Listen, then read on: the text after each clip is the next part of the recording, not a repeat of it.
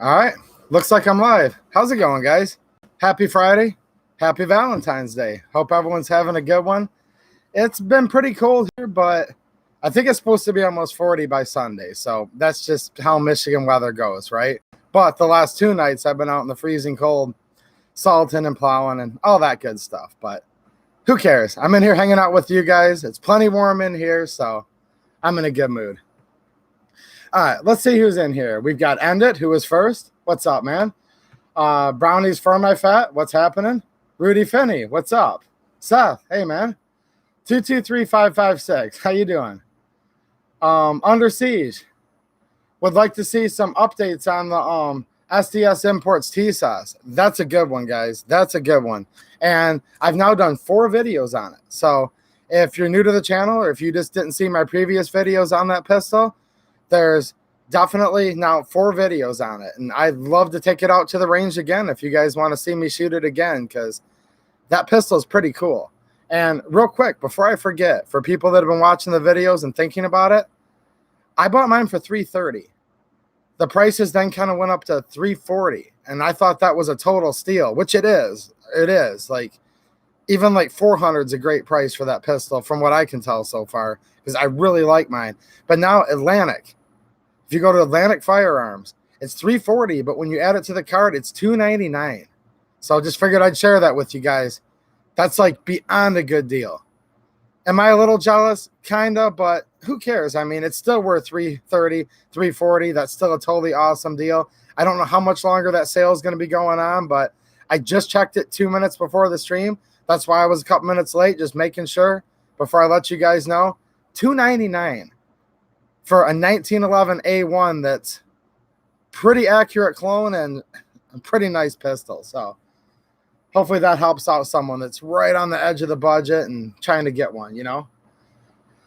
The Mexican, what's happening, man? And thank you so much. He just signed up from Patreon, and I really appreciate it, man. That's awesome. The money's definitely going back into the channel, and I have plenty more videos to come. So I do appreciate your help, though. That's awesome.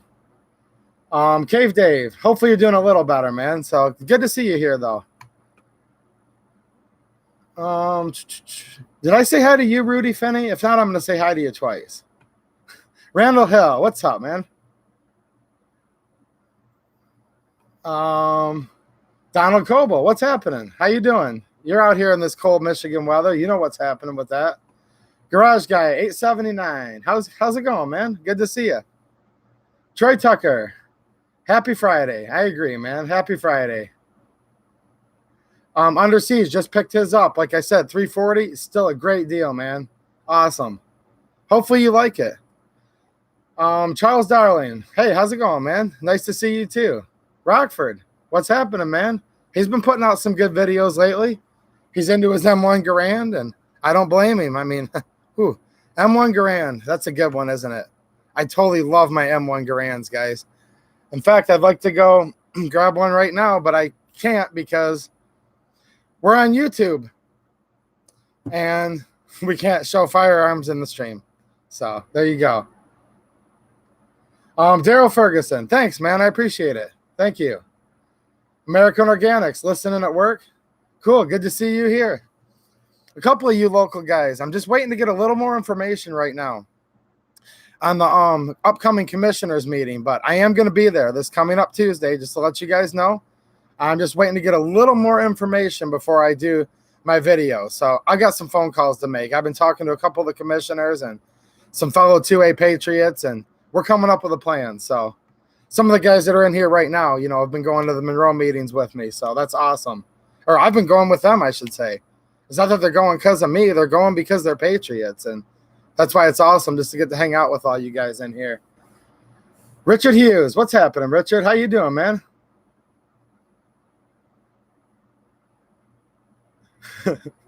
Randall Hill, that's funny.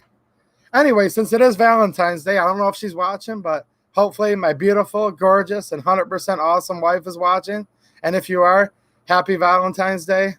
I love you to death. I wish you were here with me right now, but hopefully you're watching, and I love you so much. So happy Valentine's Day. So yeah, I don't know if I missed anybody, but if I did, say hi to me again. And I was going to talk about a few upcoming videos that I have coming up here. There's a couple gun rights things, of course, that I want to talk about. And if you guys just have any questions, let me know. I've noticed a lot of you guys lately are talking about getting into AR-15s. Apparently, there's a lot of people that are either just getting their first one or just getting into building them. So I thought, I have a Palmetto State Armory Freedom kit right over there. You can kind of see it sideways, right on the very back. That's one of their Freedom build kits. Those are the ones that are like $2.99.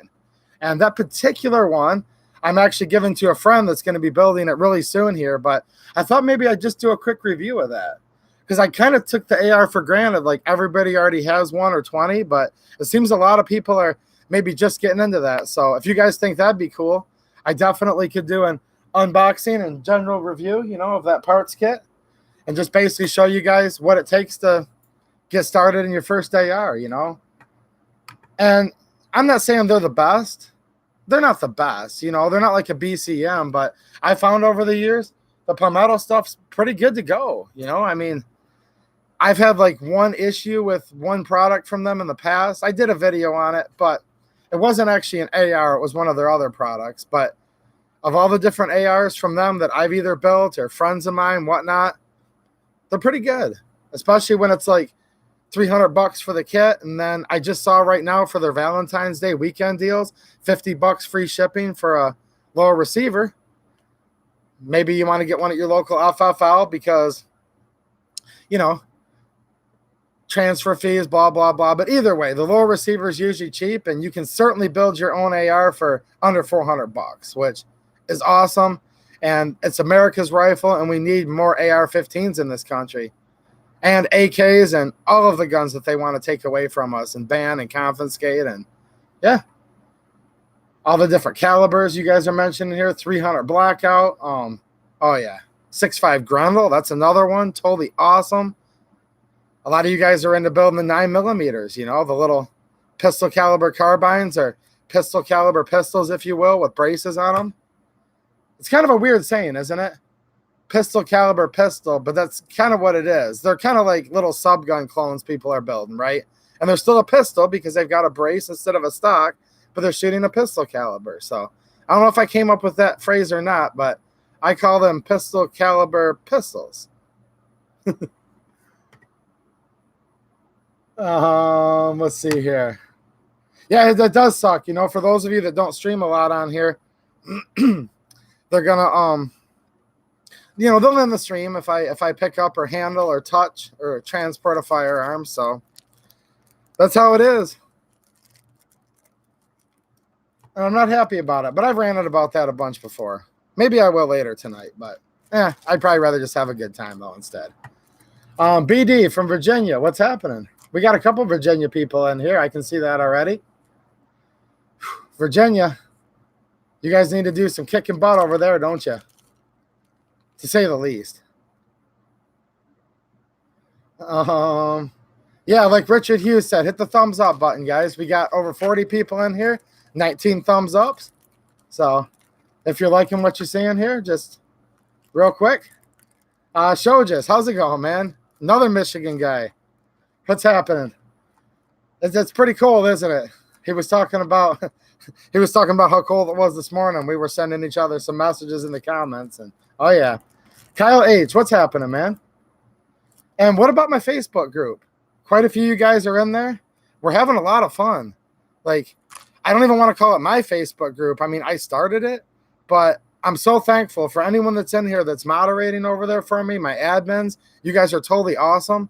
I started the page just because I wanted a place for us to all hang out where we could do different things, like where you guys could interact. Instead of just leaving comments, which I love you guys' comments in my videos, now you guys can all post over there. And again, one more time, the people that are adminning that group for me, you guys are like completely awesome, because I'm brand new to Facebook. I didn't know how to do anything, and I just started the group. A couple of you guys were kind enough just to volunteer to help me, and a couple of you are in here right now, and you guys have been helping me take care of it and inviting all your friends. And it's only been up for 2 weeks, and there's already like well over 300 people in there, and it's pretty fun. And no, guys, I don't like Facebook either, okay? I don't. But I don't really like Google or YouTube either. But if we want to hang out, unless you guys all want to come over here and sit around, which would be awesome, we kind of, I hate to say it, have to use these platforms to a point with a sour taste in our mouth because, yeah, Facebook's politics completely suck. I get that.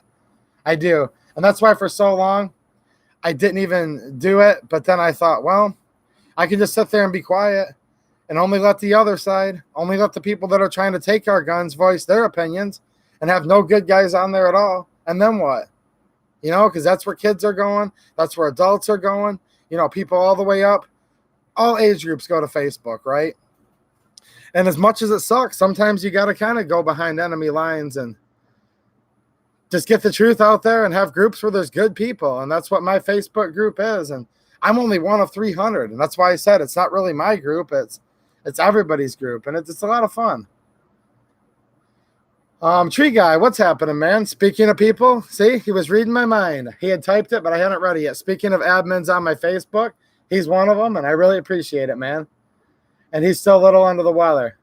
But you're here, and that's good. So hopefully you're on the upswing, man. Hopefully. Troy Tucker still needs to get and build an AR. So, yeah, sounds good. Sounds good. I think that will be a decent video. Okay, the Mexicans thinking about it. BD said unbox it. All right, you guys convinced me. I'll do it. I'll do it.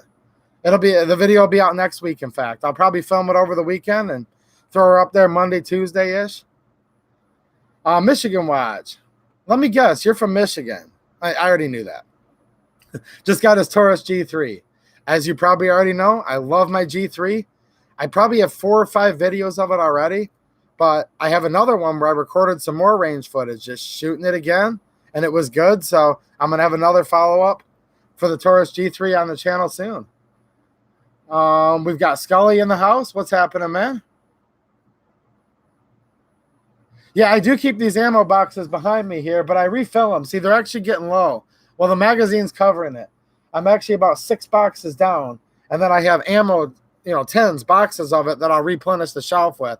That's so when I go out to do range videos or just go to the range for fun, I can just reach. And I also have a stash of it right down here. I don't know if you guys can see it. No, not quite. With some more just, my calibers I shoot the most.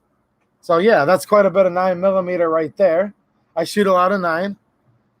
And for those of you that think I hate 40 or don't know if I've heard of 40, just hold on.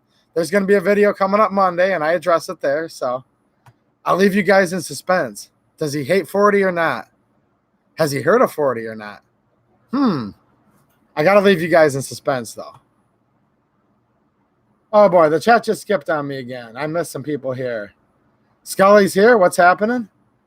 Josh Benware, how you doing, man? Nice to see you. Boy, Josh Benware, whew. Don't get on his bad side. Did you guys see his latest video? He's getting pretty good. I started watching his videos when he first was getting into, I don't want to say training, but training to be more of a competitor, right? He was just starting to get into, tournaments, competitive shooting, competition events, stuff like that. And he's pretty good. Actually, you're really good, Josh. Right on, man. And that's why I like his channel, because I'm never going to do that stuff here. Unless, of course, it was a comedy video, then I would do the quick draw and reloads, and you guys could laugh when I dropped him on the ground, because I don't know if he's in here yet, but Jeremy Wilson, he always has to call me out. I was doing the Egyptian Hakim review, okay? It has a 10-round box mag, a lever that you have to turn, push in to remove the mag. Like, it wasn't even made to remove the mag. You feed it with stripper clips, right? I dropped the mag during the unboxing. And this is literally like a laid-back, slow-motion unboxing, and I still dropped the mag on the ground. So, but I've got myself covered. All you have to do is carry 9 pistols with you, okay? And that way, as soon as you run out, the New York reload, just chuck it, grab the next one, and keep going. And then I guess you don't have to be as good as Josh Benware at changing mags and stuff, right? What do you guys think? What do you guys think? Do I have it figured out? Or no, you're better to go take Josh Benware's advice than mine on that one. I don't really carry 9 guns, though. I have to confess, guys. I only carry 7, so I don't want to get caught exaggerating on here. I only carry 7 pistols at once. soon as I exaggerate, the fake news back there in the back, they'll be like, oh my gosh, he said he carries 9, but he only carries 7. So I just had to get it out in the open. Dave Clyburn, what's happening, man? Nice to see you. BD wants to see the AR. I'll definitely show you guys the AR, but in a video. I can't touch it on the live stream. Rybo 009 misses all of his guns, boating accident. So yeah. Did you guys see, speaking of AR-15s at Palmetto, and I've actually was looking at one, right? They have the boating 15, I think it's called, boating accident AR-15 lower. That'd be the perfect one for people like Rybo to get with their kit, their Freedom kit, or any of the other kits they have there. The boating accident 15. Show just, will you be YouTube friends? Oh my gosh, who is that guy? Do you guys know what I'm talking about? His name's Trap or something like that. You go back to my video where I was showing the tap rack training aid earlier today. This dude strolls around in everybody's video and he's like, smiley face, not the emoji, but like the old school sideways one, right? Like colon parentheses, and he's like, will you be friends? Will you be my YouTube friend? And it's like, yeah, dude. Like, we know what that means. And second of all, as soon as you go feel sorry for him, like, hey, man, maybe the dude just needs a sub. Maybe he's just starting, right? He's got 27,000 subscribers. So nothing against him personally. I don't know the guy, but, man, he likes to rush in my comments right away and do. Will you be my friend? I'm like, come on, man. I've already got enough friends.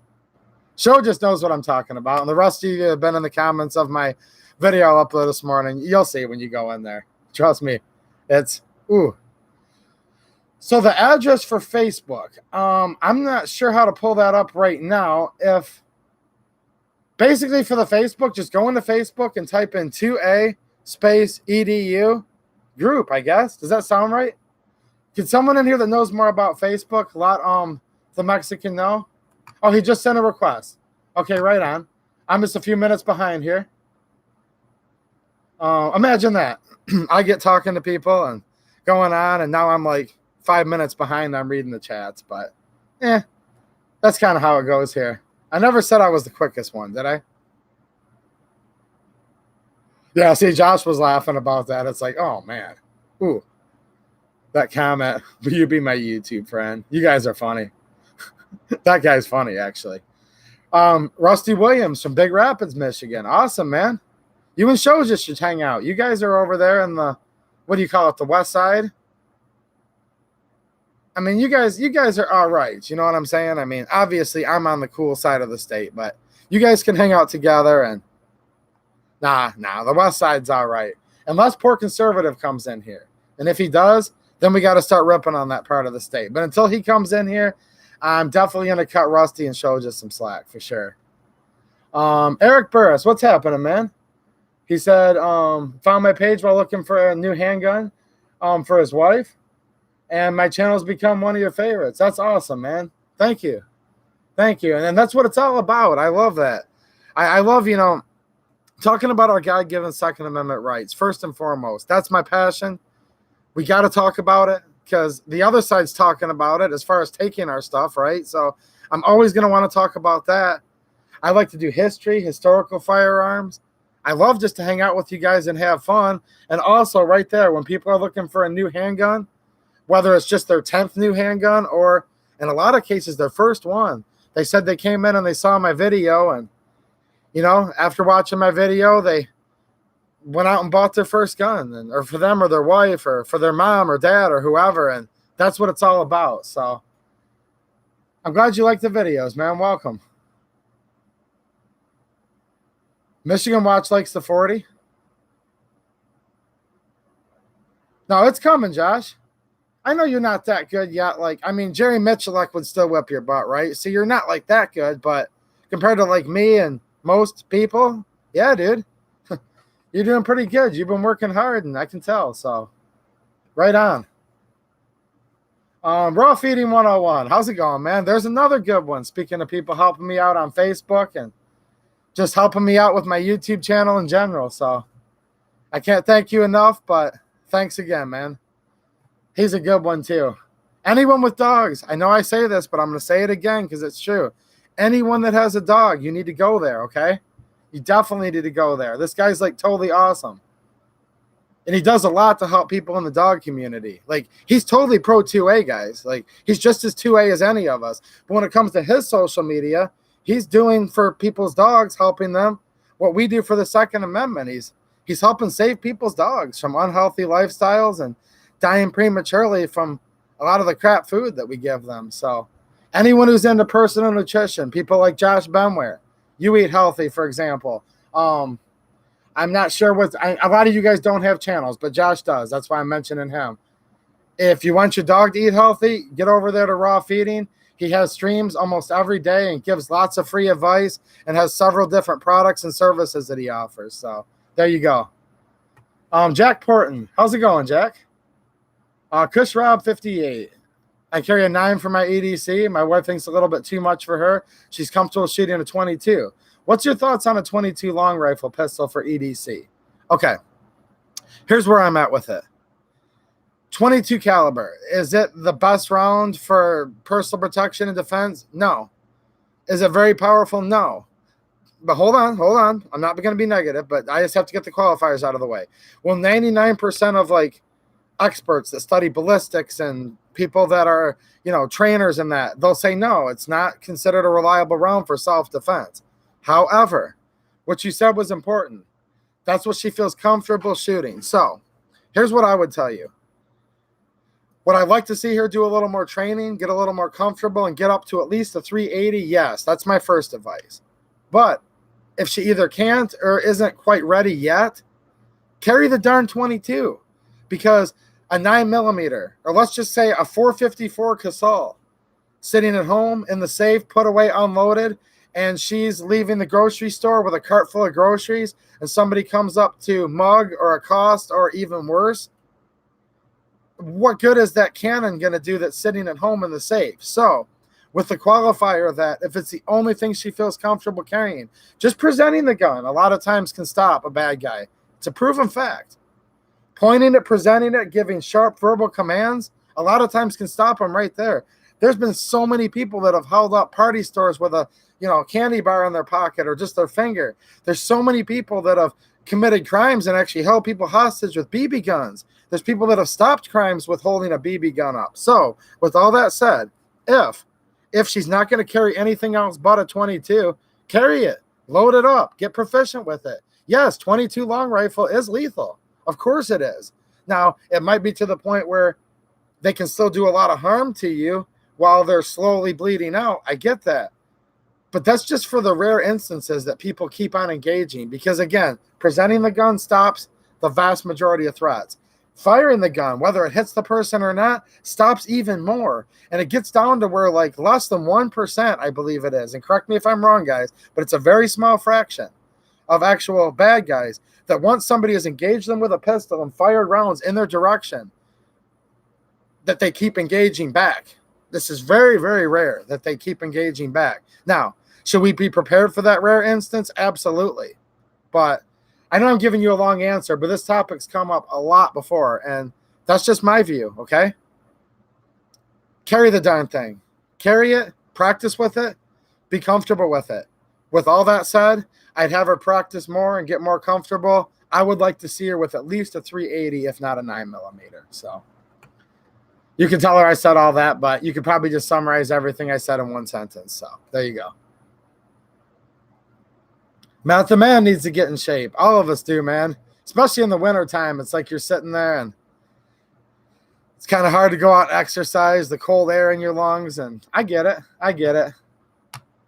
We've all got something we need to improve on, don't we?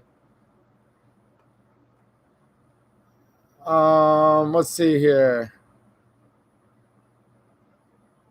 Man, it just skipped on me again.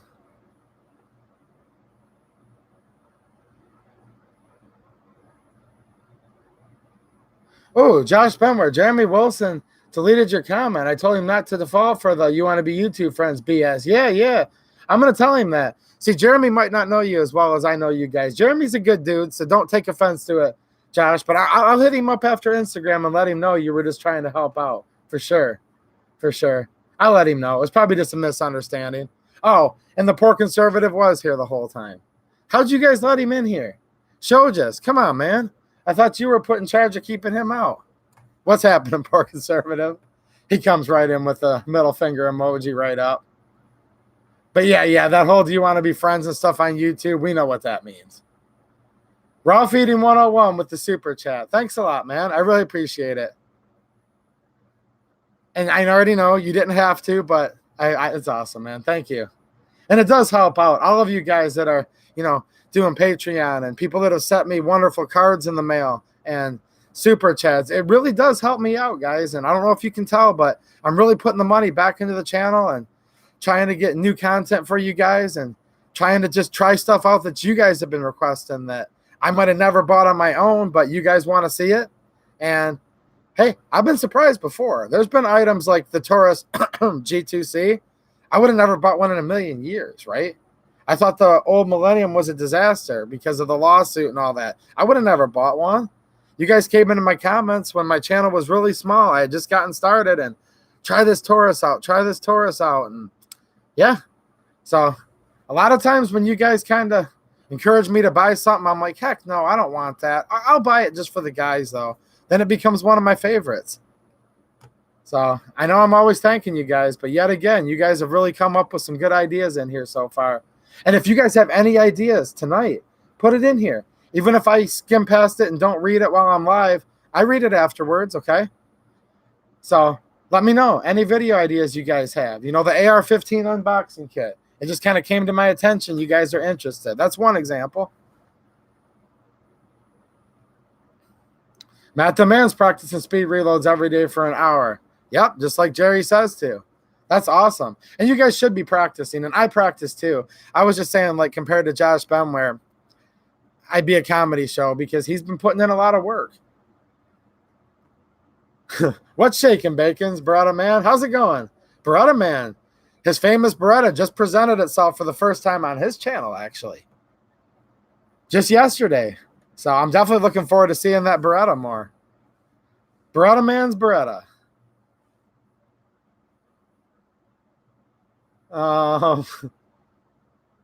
Charles Arlen saying she needs at least a 380. There you go. And then Matt the Man. Yep. So I'm just now catching up here. You guys are kind of agreeing. Yeah, at least 380, but 22 on you is better than a hand cannon in the safe, Hi, Roel. How's it going, man? And you know what? You sent me an email like 2 weeks ago. I'm sorry I didn't get back to you. This stuff happens, but it just clicked in my head. If your holster, if anything on it, whether it's the claw or the actual retention part, if it's a little loose, first things first, make sure those fasteners are tight, okay? Because any holster that has screws, holding it together, screws and like nuts, Kydex holsters, there's an initial kind of break-in where the screws can set a little bit. Now, you don't have to use Loctite. If you do use Loctite, though, which I do, use blue only. Do not use red Loctite ever on a holster. You'll easily strip the head of the fastener out. It'll be so tight, trying to get it back off. But if you want to use a drop of blue Loctite, you can. But usually just cinching it up. And then from there on out, any types of holsters like that, it's just routine maintenance. Maybe that'll help you. If it doesn't, definitely get a hold of the manufacturer. But usually it's just a matter of it breaking in a little bit. So, Marksman TV, how's it going, man? Good channel, by the way. Good channel. I've been watching your stuff for a long time, man. Been a subscriber for a long time. Okay, the PM63. Okay, so I've done 2 videos on that. I was a little disappointed in the finish. Now, that was because I had spent like a lot of money on it, and I thought they could have gone just a little further with the finish. Also, there was a little bit of a roughness. Now, since then, I smoothed it out myself very easily with some sandpaper, and then I did a follow-up video. I don't know if you've seen that yet, where I shot it, and it actually shot just fine. And the recoil impulse on that thing is like really, really cool. It's weird. It's like it cycles the slide almost in slow motion, and with the 9mm Makarov round and that big slide, very, very comfortable. So I like it. Is it the perfect pistol? No. I thought they could have done a little better with the finishing. Like I said before, I had to go in there and tweak a couple rough mating surfaces inside of it. It was a minor fix. I want to say that. But here's the deal. It's a PM63 rack. They've not ever been available before. from what I understand, this current offering is using up all of the parts kits that are available. So I don't know that we'll get any more. And it's often these little obscure guns that not many people bought, and then they've been out of circulation 5 years later. Those are the ones that are worth money, okay? Just like the IO Inc. imported Archer, which was the Polish beryllium clone AK. Nobody really cared about them. They were kind of the black sheep. They sold out. They dried up. Now they're worth money. Believe it or not, there's a couple French FAMAS rifles that made it into the U.S. and not many of them. And nobody cared about those. So I see the PM63 rack kind of falling into that. And for you guys that are wondering, what's he talking about? What's the PM63 rack? Just go to my channel, search my channel, and type in PM63 rack or PM63C. It's an awesome pistol. It's a former Polish submachine gun that was converted to semi-auto. It has a stock and a foregrip that were temporarily, tack welded so they don't function. But if you want to, you can get a tack stamp and easily convert it back. So with all that said, Marksman, I would recommend one if you're kind of into collecting milsurps and you're gonna regret it 5 years from now. I think that's one of those 5 years from now pistols. You might be like, man, if I could just get one at all. I don't know. That's just my input. But mine did shoot great. So hopefully you saw the follow-up video. Let's see here. Nita Viller, Forge and Woodcraft. How's it going, man? He's talking about the Judge. Not my favorite pistol, guys, just so you know. I had one for about a week, and I don't anymore. I'm way behind on the comments, guys. I'm trying to catch up real quick here.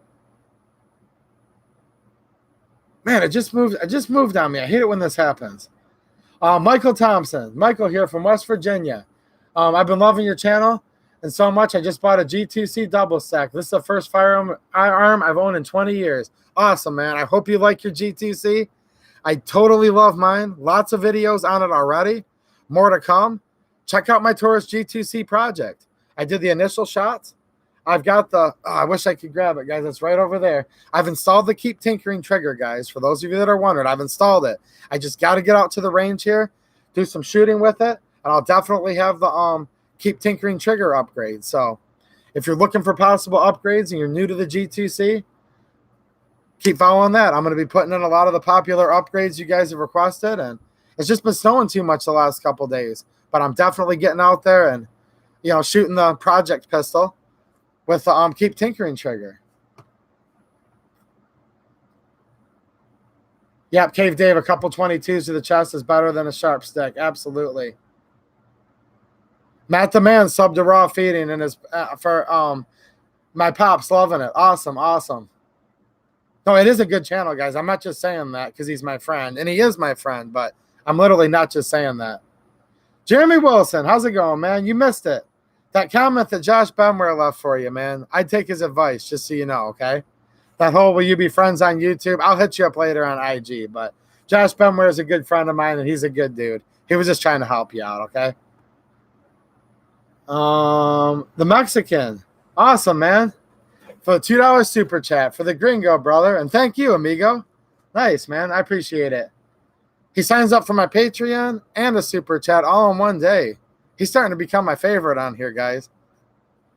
No. Poor Conservative's still my favorite. Poor Conservative's still my favorite. I hate him, but he's my favorite. You know what I mean? Seven Wonders. What's happening, man? How you doing? Good to see you. M4 Johnny, another good one. Matt Morrison, another good one. Jeez, oh, Pete. What's happening? All you guys are coming in here at the same time. No, it was a misunderstanding, Jeremy. You guys are both good dudes. Raw Feedings, excited for the Keep Tinkering trigger review. Yeah, man, I just have to hit the range. It was 3 degrees this morning, like literally 3 degrees. I'm like, ooh. Oh.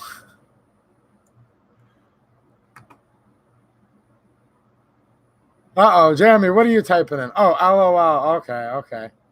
Bill Alexander, Port Huron in the house. Nice to see you, Port Huron. Right on, man. Quite a few guys from Port Huron that hang out around here, actually. The Blue Water Bridge, right? Yeah, man. Kurt, how's it going, Kurt? Too cold. Yeah, for sure. Definitely too cold. Ooh. Randall Hill. Let's see here. Talking about his 350 Legend. He says, my 350 Legend AR build would be finished, but I forgot the end plate and castle nut. Had to order one last night. Ugh. That's a bummer, isn't it? You're all stoked. You got everything ready to go. And then you're like, ooh, I need like a $5 part and another $5 piece. Yeah, yeah. Okay, Kurtz and Jackson. Nice, nice. China Township. Ooh, Matt Morrison may have acquired an original barreled Polish Tantal kit. That's nice. That's nice. I like my Polish Tantal, but it's built with an American-made barrel. But yeah, I do like it, and I definitely would like to have one that had the original barrel, just like that M64 Yugo right there, guys. That's what we refer to as an original barreled milled receiver.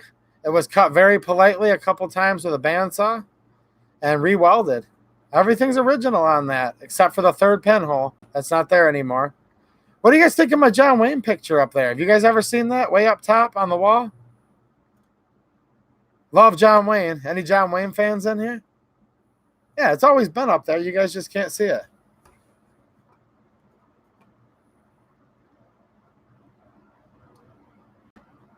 Yeah, the right ammo's everything in the Judge. I hear you. I hear you. And the grips. That's my big thing with that. To me, if I ever owned a Judge again, I'd change the grips out like immediately. So that's just my thing, though. That's a personal preference. You're good, Jeremy. You're good. You're good. I just didn't know how well you guys knew each other. That's all. And I just wanted to say, no, dude, Ben Ware's a cool dude. Just in case you guys didn't know each other that well. That's all. Poor Conservatives lost me 3 times now. Is the stream cutting in and out, guys? It says here on my screen that the stream health is good. So hopefully it's good. Peter Monk, how's it going, Peter? What's happening, man? All right, Seven Wonders, you can be friends with Poor Conservative. I've razzed him enough, but okay, I'm good. Cool. I just saw somebody set it cut in and out, and it could be on their end. Who knows? This stuff happens in these streams.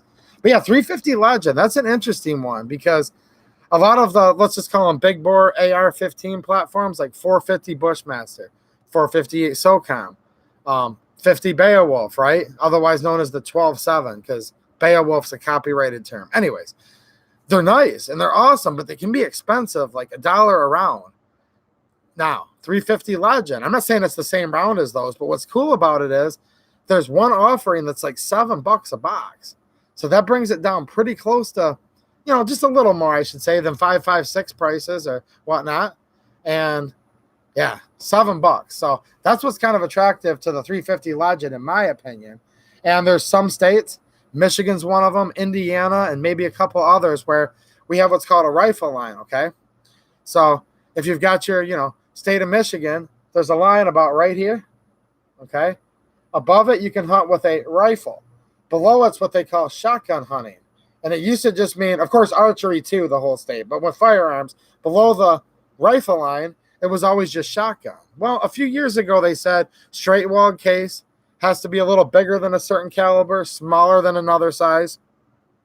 You can hunt with these rifles below the rifle line. So that's why specifically in Michigan, we've got a lot of people getting into your 450 Bushmasters and your, you know, 350 Legends and stuff like that because you can hunt with it in the shotgun section of Michigan, the lower half of the lower peninsula, because Michigan really is more like this, right? So, yeah, that's cool. You know what? That should make every other state jealous. How many states out there can you guys say where you live by just going like this? I mean, come on. Come on. I got to rag on everyone that's not in Michigan right now. And then you can just go like that for your UP. So, Is there even another state that has a UP? All right. I'm going to stop, or I'm going to have everybody leave except for my Michigan guys.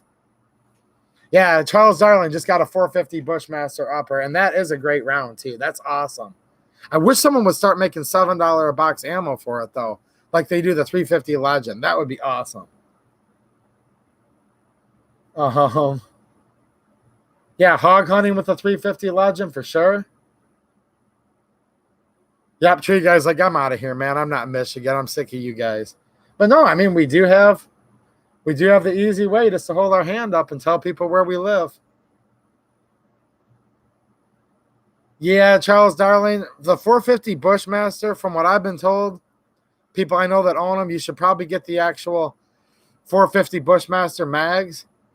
Can you, in theory, feed them out of a 5.56? Yes. Now, there is a modification you can do to the front portion. You probably know that, though.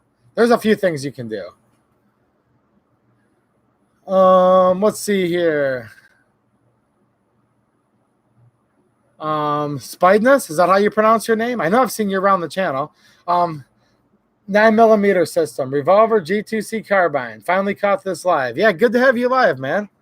And yeah, I like to shoot a lot of 9mm for a couple reasons. It's one of the cheaper rounds, and there's a lot of pistols chambered in it. And a lot of people are also 9mm fans, but I like all kinds of pistol rounds. But I do tend to probably shoot 9mm the most. Me being into mil serps, there's a lot of military surplus that's chambered in 9, things like that. And again, it kind of just comes back down to price again. It's expensive to be into guns, and I'm obviously preaching to the choir. I don't need to tell anybody that, but just to afford the firearm itself, now you got to shoot the dang thing, and even steel case adds up. Like literally, like even if you're buying steel case 9 for $6 a box, 50 rounds, you can shoot 50 rounds in what, 30 seconds if you've got your mags loaded. Josh Benware can shoot 50 rounds in 3 seconds if he has his mag loaded, right? And there goes $6.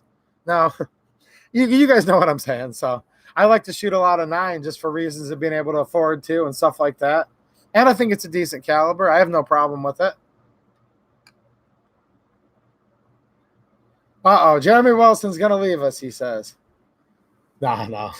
I'm messing with you. You guys are joking around. Yeah, the G3, it's a good one. You know what I'm thinking here? Because a lot of people have been asking me. I think a good video I should do soon, and I need you guys' suggestions and questions in here, guys. I have, trust me, I have 100 different things I can do videos on. So I don't need you to, but if you guys want videos you're interested in, leave them right now. Or unless you guys just like every video I put out and like my judgment, then that's fine, you know. But what I'm thinking is I've had so many questions. I have the TH9C I've been doing videos on, and the G3. I'm thinking maybe a G2C versus TH9C, or should it be G3 versus TH9C? I want to do a versus. I'm just trying to think of which one it should be versus. Does that make sense? Because the TH9's compact is kind of in the middle of the two. It's bigger than a G2C, right? But it's smaller than a G3. I don't know. Maybe the answer is both. Just let me know what you guys think, because I've been thinking about that. Just due to different questions I get and different commentary where people are like, well, I've got the G2C and I love it. This is a comment that I love. You know, they'll say, now, my next one's either going to be the G3 or the TH9 or the TH9C. So, yeah, let me know what you guys think. If it's both, tell me both, and I'll pick which order. But TH9C, I don't have the full-size TH9, guys. So TH9C versus G2C or versus G3.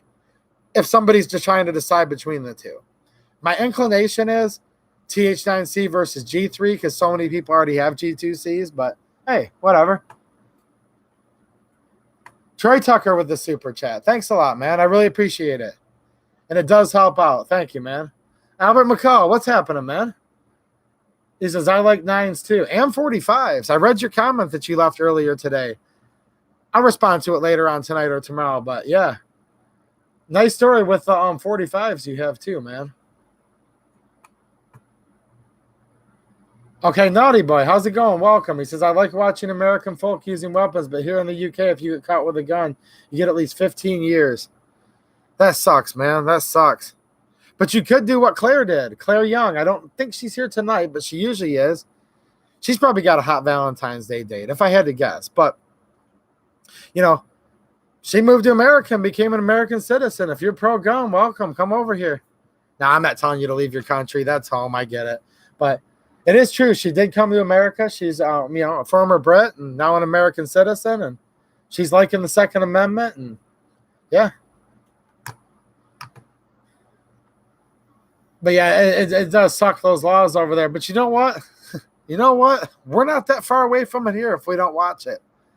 We really got to watch it, because there's enough bills right now that are put in front of committees in the United States Congress that if even half of them passed, there wouldn't be any real difference between here and the UK. So I'm not going to sit here and gloat. Trust me, I'm the last one. I mean, am I proud of my God-given rights? Yes. But I believe everyone in the whole world has the same natural rights as I do, because the United States government didn't give me my rights. Great Britain didn't give British people their rights. But Britain's been able to take them away. And in the United States, they've already taken away a lot. And again, just look at the legislation that's out there right now. The rhetoric that all these political candidates are talking. We could literally be Great Britain tomorrow if they had an emergency session of Congress and passed everything that's written there. We'd probably actually be worse, quite frankly, because with all their restrictions over there, they don't even have a National Firearms Act and whatnot. At least they can buy silencers rather easily, right? So, yeah, I'm not saying that to be doom and gloom, guys. Do I think it's all going to pass tonight? No. I mean, we've only got an hour and 40 minutes left, but you guys know where I'm coming from. And while we can't just be doom and gloom every day, we need to look forward to all the positive things with firearms and being an American. Don't forget about it. When these people come in here, this is what I want you guys to think about.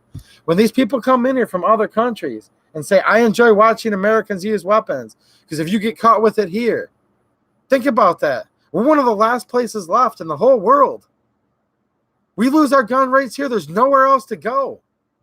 Just think of the things that these governments, these powerful, tyrannical governments, how much bigger they're going to get, how much more tyranny they're going to impress on not only us, but the rest of the world. And I'm not suggesting they do. People love their own countries. They're just as patriotic for their countries as they are here. But if they want to, at least they can come here.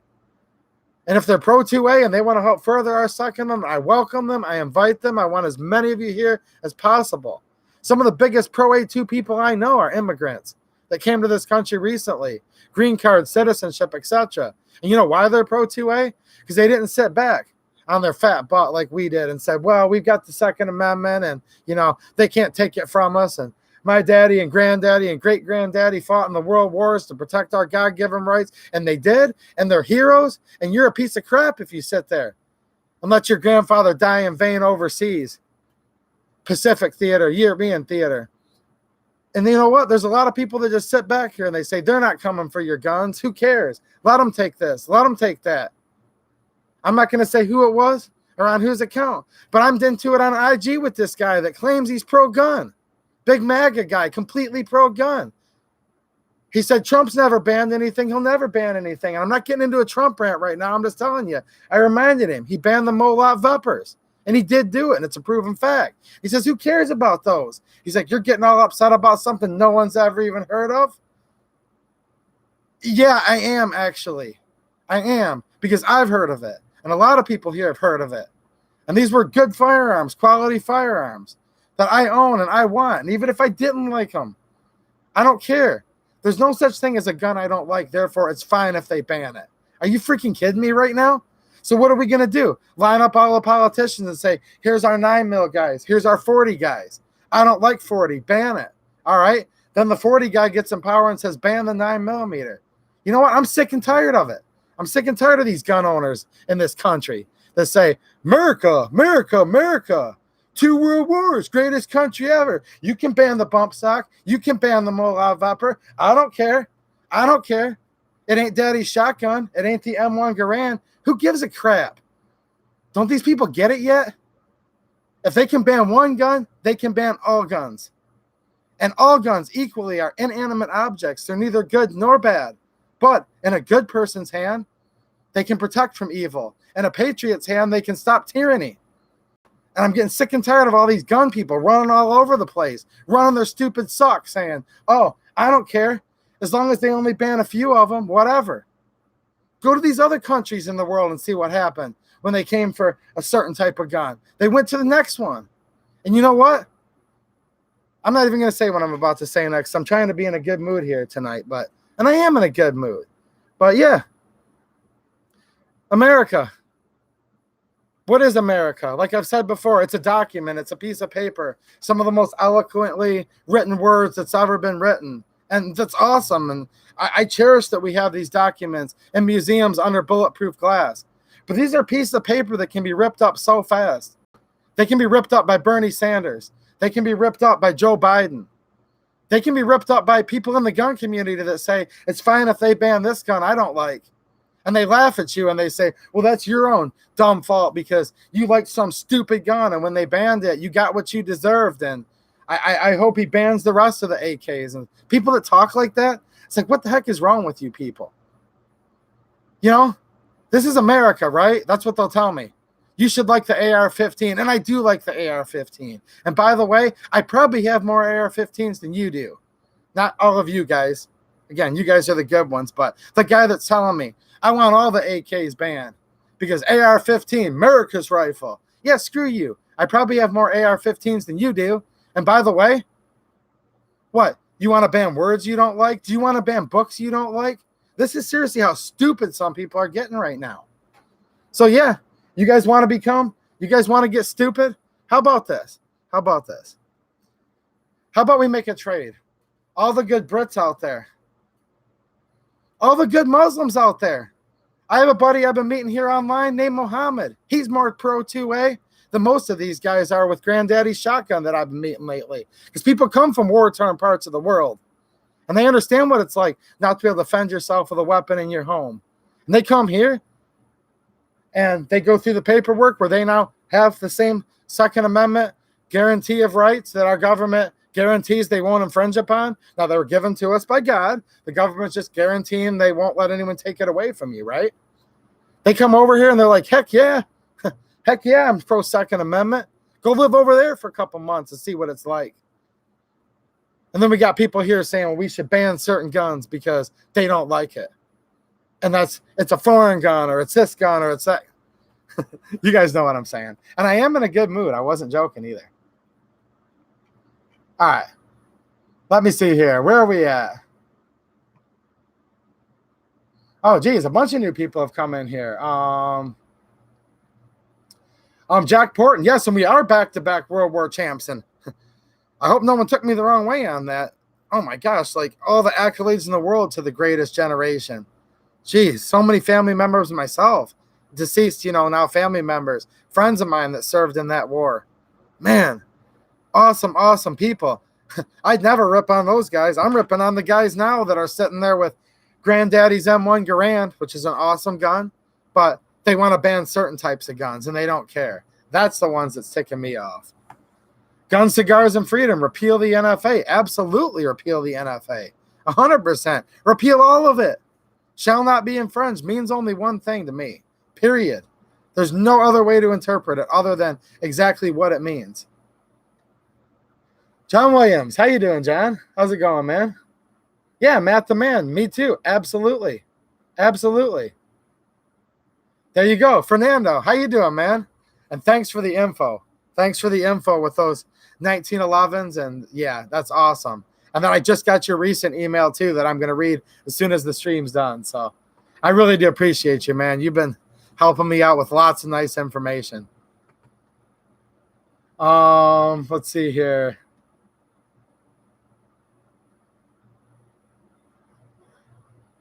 Charles Darling, there you go. Freedom is the answer to all problems. I agree. And freedom should mean whatever you want. Okay, Matt the man, I should be able to have the same as I carried in Iraq, a Mod Deuce 50 cal. There you go. Why not?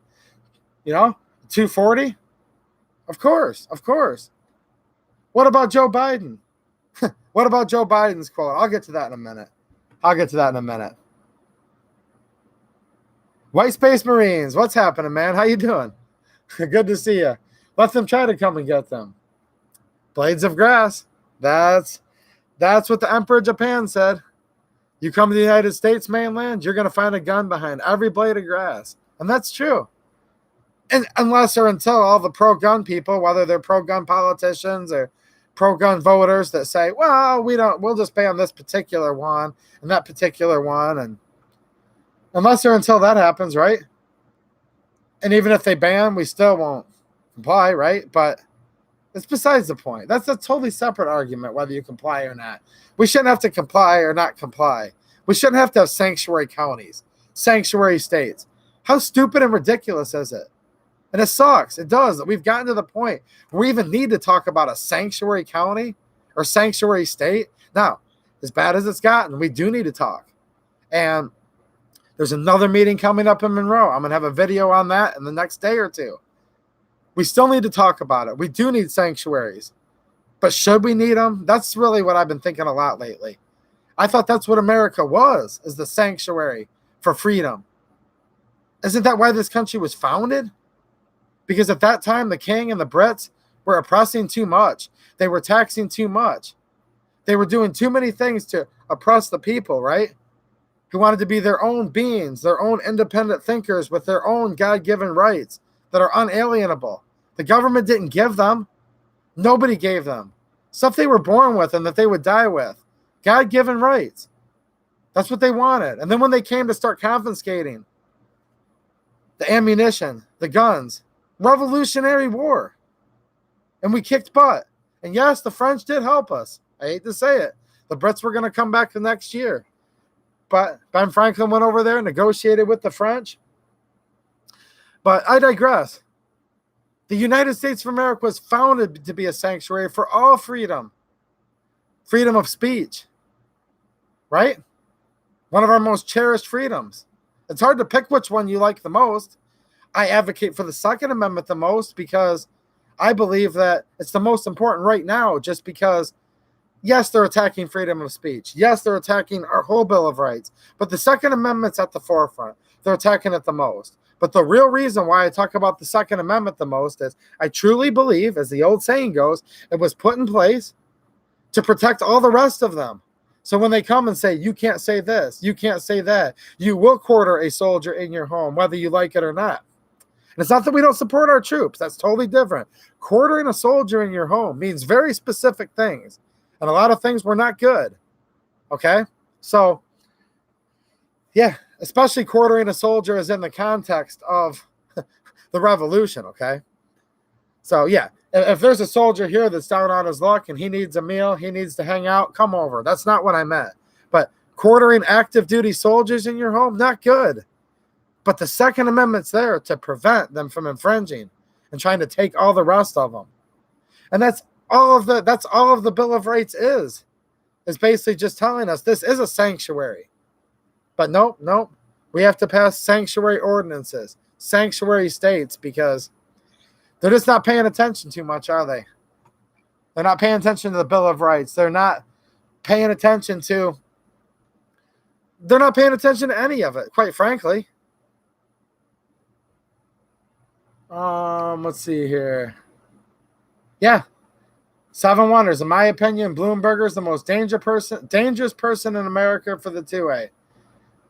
Yes, I could argue yes, probably. And there's someone else that's a close second. But yeah. Okay, John Pinkney. How's it going? John says, I hate to say this, but voting Sanders is the best way to stop Bloomberg. It actually probably is.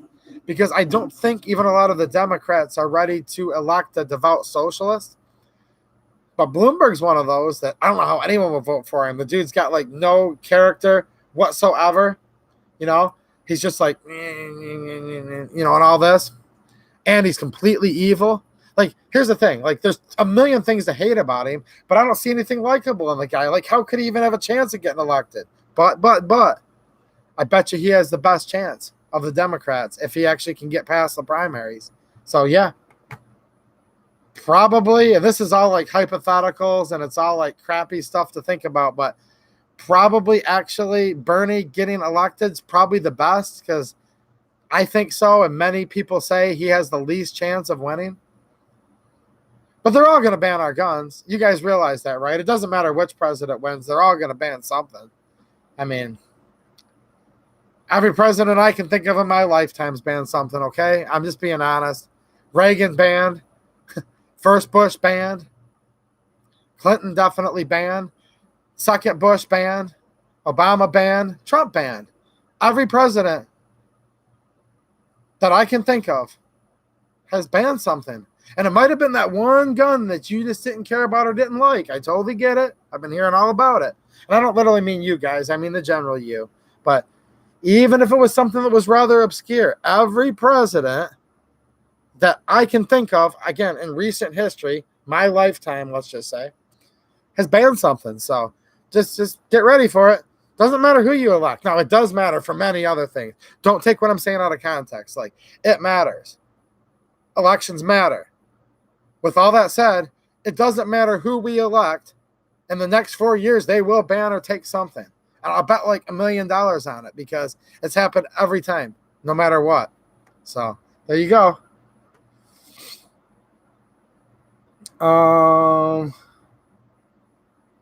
Okay, Philippe, how do I pronounce your last name?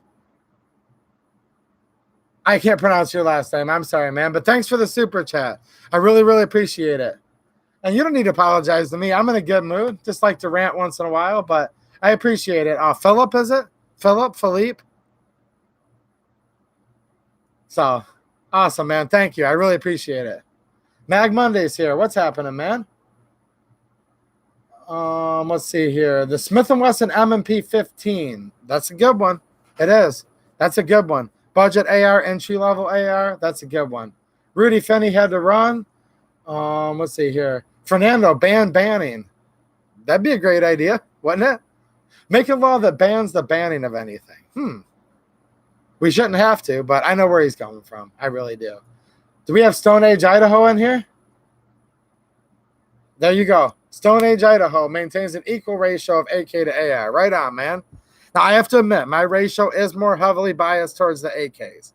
And I wasn't being cocky earlier. I hope you guys know that. It's just funny because, you know, the guy that comes in there and is like, screw you because you have an AK. I might have more ARs than that guy. That's all I meant. You guys that have been around here long enough know that I like all firearms, okay? And I own many different types. Do I say I'm more of an AK guy? Sure. But every time the opportunity arises, I'm the first one that'll remind you, AR-15 is America's rifle. And the more of them we have, the better. Always say that because I truly mean it. Leonard Mason. Our founding fathers were light years ahead of the rest of the world. Yep. Quote from Uncle Ted. Absolutely. Uncle Ted, another Michigan man. But yeah, it's just, I don't know. I'm sure I lost a couple subs because I said Trump will ban something. Whatever. It's not that I'm trying to piss people off. I'm just telling you guys the truth. Every president in my lifetime has banned at least something or multiple things. They just have. No, I don't want Bernie to get elected. I don't want Bloomberg to get elected. I'm just saying. Elections matter, but whoever's elected will ban. They'll ban. They'll try to ban. We just need to stop them is all it comes down to. Just stop them once and for all. Stop the current guy that's trying to do it enough to where the future people are afraid to even try. That would be nice. So sick of seeing Bloomberg ads. I know. And they're playing them on gun videos. I don't know how many times people leave me a comment and be like, dude, you know what sucked? The ad before your video started was a Bloomberg ad. And it's like, I have no control over what ads they play, guys. If I did, trust me.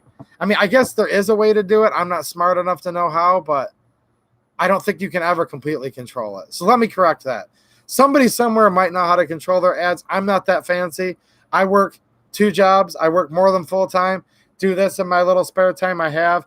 I'm focused on videos more than I am how to figure out the ads. But yeah. Man, playing Bloomberg ads. Whew. I got Beretta Man's knife here. I'm getting ready. Getting ready to cut those ballots up. I'm going to cut all the, what's it called? The Chad? The hanging Chad? You guys remember that election? I'm ready for any hanging Chad in the upcoming election, guys. I've got Beretta Man's. Well, it's not his anymore. Why am I saying it's his? Used to be Beretta Man's knife until I won it. YA Crafter, what's happening, man? Yeah, that's the point. Foreign or domestic. Absolutely. And we can't forget about the foreign, but we can't forget about the domestic enemy out there either. We really can't. Let's see here. Southeast Michigan citizen. Nice to see you. I just happen to be a Southeastern Michigan citizen myself, but You probably already knew that, right? Okay, I'm way behind in the chat now. Imagine that. Imagine I got behind, but since I'm doing this hangout with you guys, I'm still trying to read everyone because I like y'all's comments. I'm just skimming through your comments here real quick. Yeah, Bloomberg's the winner. He's a winner. For those of you that are just listening, there was big air quotes there, okay? They're going to misquote me. He said Bloomberg was the winner. No. Bloomberg's the winner. Huge air quotes, okay? Southeastern Michigan, Grapevine, LOL. I bet you I know you in real life somehow. You're giving me that inkling here. I know a couple people in Southeastern Michigan. Not many, but I know a few. Rusty Williams, elections are always the lesser of two evils. Yep. Aunt Diesel Vision. All right. Yeah, I definitely will. After, man. Cool. Thank you.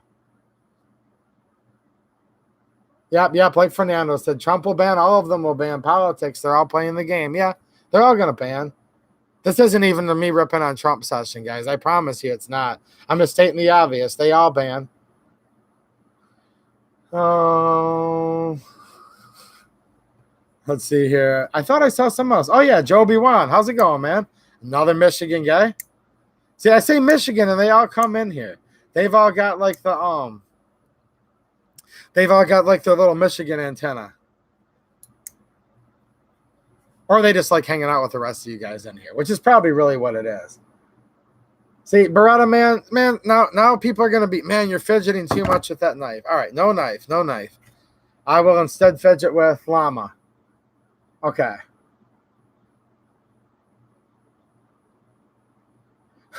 Naughty boy. I had so much to say earlier, but I'm too busy listening to you. I've forgotten I've got a keyboard. Oh, trust me, I forget half the time too about my keyboard. I get ranting, and then all of a sudden I'm like, ooh, I want to read these comments because I'm missing a bunch of good ones. So I totally understand where you're coming from. Hancho, let's see here. Huncho, 4x4 reel. When will the GT2 videos come out about the upgrades? And can you do a review on the 32 round Pro Mag? I've already done the first video of me shooting the pistol. I said earlier in the stream tonight, I've installed the Keep Tinkering trigger. I'd love to show it to you guys right this minute. I just can't touch guns in the live stream, right? And yeah, I just need to get out to the range. It's been snowing a lot. I do snow removal, just see if, for those of you guys that didn't already know. So I've been busy plowing snow. It's cold. I just need to get out there and shoot it with the Keep Tinkering trigger. And next week, I'll have the, the video with that upgrade. Then I'll keep going. And I do have the 32 round Pro Mag. I've done some shooting footage of it in the past. I have some tape of it. Didn't work too good for me, just to let you know. Didn't work too good, but some people say it works great. So, yeah, I should just do a video on it. Is that Dalai Lama? No, that's the one that Biden said, you guys think you're going to run around with your AKs and do something? And Lama said, indeed. So, let's see, your garage guy. Do I have a favorite holster for my G3? Absolutely. And that would be my Forge Tech holster. And I've done a couple videos on it. That's my favorite holster for the G3, definitely. Scully's a knife maker. Okay. He says, I'm a knife maker. It'd be awesome to send you a piece. Brazil, the USA, I'll try. That would be awesome. If you're into making knives and you'd like me to do a video, let me know, man. Send me an email. GlockShooter79@gmail.com. Glockshooter, number 7, number 9. Glockshooter79@gmail.com. Treyors here. What's happening, Trey? Yeah, absolutely. Guns, cigars, and freedom. The founders wanted the militia, to be functional and work in order to handle the threat of tyranny. And why I said military was as to potentially take out the military if they needed to, if it became under tyrannical rule, right? And that wouldn't mean the patriots in the military, because any patriot, speak up, veterans, if I'm wrong here, or current active duty, you guys would instantly leave the standing military and go to the We the People militia as soon as it got that tyrannical, right? So, yeah, The militia was to stop any enemies, foreign and domestic, up to and including our own military, if it ever were to go under tyrannical leadership and try to impose tyranny upon the people. Not all vets. I know there's bad vets too. I totally get it. But most vets that I know, like 99% of them, have said, no, we'd leave and we'd come with you guys. So. Oh, that's what Josh Benware just said right there. I didn't even read your comment, dude. We're on the same page. Well, regular militia simply means capable of fighting a military force. Yeah. Yep. There you go. He's right. That's a good comment. He says, capable of fighting a military force. Trust me, if the most powerful military can't eradicate some desert rebels, we are well regulated enough. And I would agree. I would agree with that.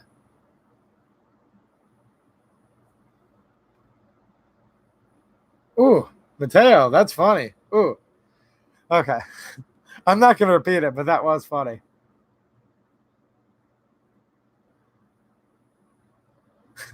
Oh, boy. Alexander, how's it going, man? What up with the second review of the BB6? I've talked to you at Top Gun. Okay, yep. Yeah, it's coming out soon, guys. Look, I'm just one person. It's coming out soon. Just be patient with me, guys. I know some of you guys maybe I let some of you guys down by not getting the videos out, but here's the deal. You know, I'm just telling you guys the story. I get a little ad revenue. I have very generous tips and donations from Super Chats, Patreon, people that send me cards in the mail. That's awesome. But running a gun channel is expensive.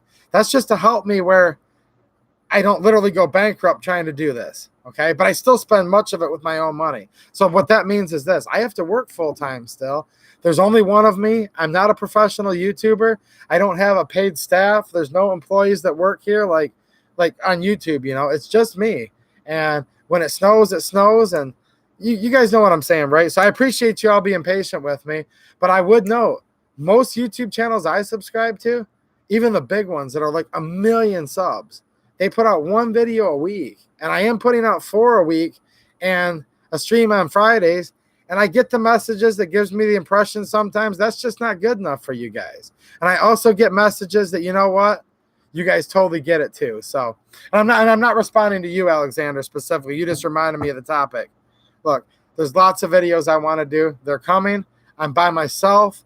I'm not a professional YouTuber. I don't have 1 million subs. And if I did have 1 million subs, I'd probably be putting out like 5 times less content than I do, because that's what those guys generally do. So, but yes, I know you guys have been being very, very patient, and I totally appreciate it. And I really want to get out my second video of the BB6. And with that specific one, I'll just tell you guys what happened. I went out there, I was recording videos of like 5 guns, and I was recording me shooting the BB6. Something went wrong with the footage. I was playing it back, and right there I had an error. So I lost my footage. So yeah, I have done the first shots with the BB6, and it sucks that I lost my footage on the one that I was probably the most eager to put out. And sometimes this crap just happens. It sucks, but I got to go back and take it out again. So yeah. What's happening, Jet001? How you doing, man? How about wearing a red shirt for a change? Nah, I'm good, man. I'm good. I have a lot of clothes, just so you guys know that. I have lots of clothes, but what basically happened is, in the summertime, I would always just be working and run right in here to do my video. I'd have like 2 minutes, and I'd just get on and do a video. You know what I'm saying?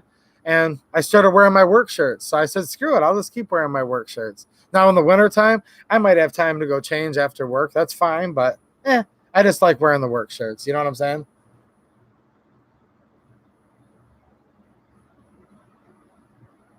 All right, let's see here. Trayor says it's time to bring back the neighbor. I don't know. I wonder what she's up to right now. Not a bad idea. We should do that again soon. I didn't want her around here too much, but yeah, that's a good idea. Orion Fixer. Nah, I don't think so. It's still got more than most other people's streams, good people, but I don't think so. You guys run a tough bargain in here, don't you? on most of it, I don't think so. See, here's the thing, guys. I'm not gonna start liking the AK. I'm not gonna change my shirts. So, right, Randall Hill, it ain't gonna happen. Thanks, Seven Wonders. I do as much as I can. I'm out there. I'm out there. I'm out there, going to rallies. I'm out there on the phone, like just the phone calls I've had with fellow patriots, county commissioners, politicians. Like I'm literally on the phone with these people having constructive conversations about like meetings and actual specific legislation and bills. And I'm doing all that too behind the scenes. And then I'm, trying to get familiar with different products that you guys want for me to review. And a lot of you guys are very, very patient and I really appreciate it. And I get a decent amount of comments, not a lot, but a few that are like, man, you're just not doing enough. And I think to myself, you know what? Where's your video on it? And then I go to their channel. And of course, they have no videos because people that complain the least do the least, right? And I'm not. One more time, I hope you're still in here, Alexander. This has nothing to do with you. You were just reminding me. It just reminded me to get off on this tangent. But no, there's people that come in there. Hey, man, I'm unsubbing because you still haven't done the, next thing of a pistol that you reviewed a month ago. It's like, come on, man. Where's your video on it, dude? And then they're like, what do you mean? Blah, blah, blah. And then it's like, whatever. It's just funny. I love this too. The guys are like, you need to get this gun for this channel right now. And I'm like, all right, cool. I'll add it to the list. When I get the money, maybe I can afford it. This is another true thing that happens a lot. They're like, what do you mean afford? Just call your guy up and get it right now. Like, who's my guy? They're like, oh, you get free guns? I'm like, no, I don't actually. Like, I've never gotten a free gun from anybody before. I got a free knife because I won it in Beretta Man's giveaway. And then guys will literally get on me. Now, this isn't very often. I'm laughing at it, okay? It's funny. And they'll say, you need to get the blah, blah, blah. And it'll be like some super expensive gun. Get the Scar 17S, get the Scar Heavy. And I'm like, yeah, I don't have like $4,000 to $5,000 right now. And they're like, well, they'll just send it to you. Okay. right on.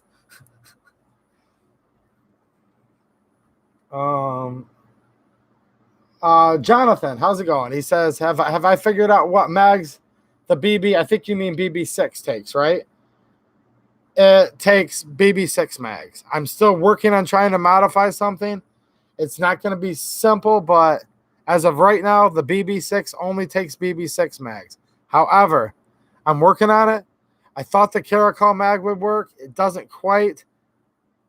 And just try to be patient, guys. I know you've already been more than patient, and I appreciate it, but I'm going to have a video out very soon showing the internals of the BB6, some really cool stuff, and how and why the Caracol mag actually doesn't work, even though I really, really thought it would and wanted it to.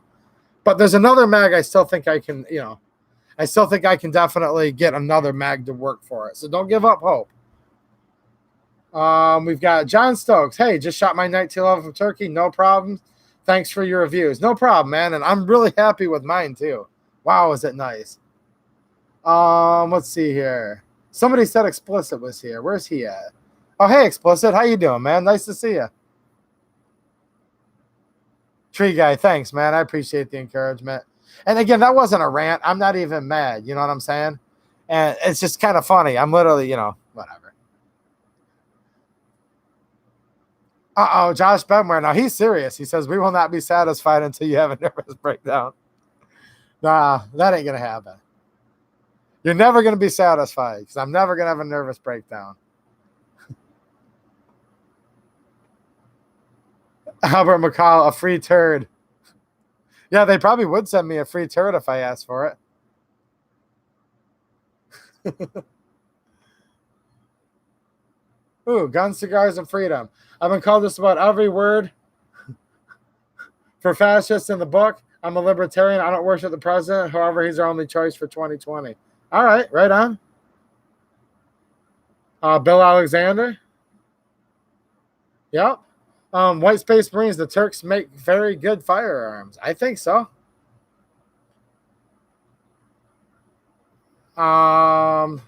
Scully sent me an email. I definitely look forward to opening it. Thanks, man. I appreciate it. Uh-oh. Are they ripping on the poor conservative? Oh, no, he was saying bye to the poor conservative. Dang it, man. I thought you were ripping on him. What the heck's going on here? Ah, look at you guys getting all milk toast. Poor conservative, he's running rampant in here. No one's doing nothing about it. Jeez, oh, Pete. I have to wear a green hat and jacket on St. Patty's Day. No, the poor conservative. No, see, you're in cahoots with the poor conservative now. Ugh. Do you even know this, man? White Space Marines? He's been trying to get me to change over to a green shirt on this channel for months and months and months. And I'm like, green shirt? I will not comply. See, when I said people are giving me crap about my shirt earlier, I wasn't joking, okay? I definitely wasn't joking. You know, one guy said a red shirt tonight. That's the least of my worries. Poor conservative? Huh. This guy's been, just trust me. You guys are all sitting here colluding together. Give me a break. Chuck Kaplan, how's it going, man? Nice to see you. Sorry you're so late, but you sold your house 2 weeks ago. Well, congratulations, I hope. I hope that was a good thing, right? To sell your house? Moving into a better house, I hope. So, nice, man. Nice to see you. Uh-oh. Jeremy Wilson. Yeah, that's what you think. They're all coming to pitch me if I don't wear green, right? And that's fine. And that's what all of them thought. That's what they all thought until they went and came here to the shop and they were greeted with, yeah, I don't think so, Jeremy. You guys can try, but they come, they line up at the door, it presents, they see, and then so there you go. But no, actually, never mind. Never mind, actually, Jeremy. Come on down here. The llama needs practice, if you know what I mean. So I take that back. All of you. Ooh, Bill Alexander sold his Mosins today. I like Mosins, actually. Money should not be able to dictate our government representatives. I totally agree. See, Charles Darnley is like, I'm not coming around there messing with this guy. He can just keep wearing the gray and baby blue shirt till the end of time. Not with that llama there. You kidding me? Huh.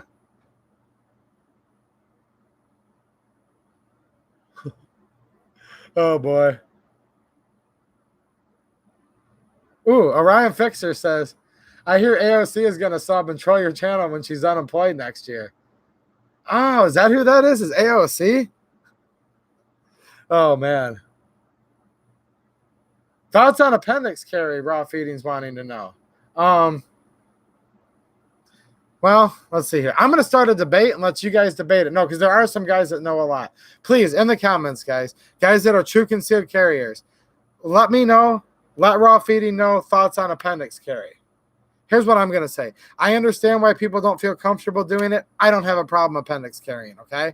And I can't, I'd like to, I can't show, but yeah, can't show anything. No, I wasn't going to show you anything like that, guys. Dirty minds. I can't show a handgun, a pistol in the stream, and I'm not going to. But yeah.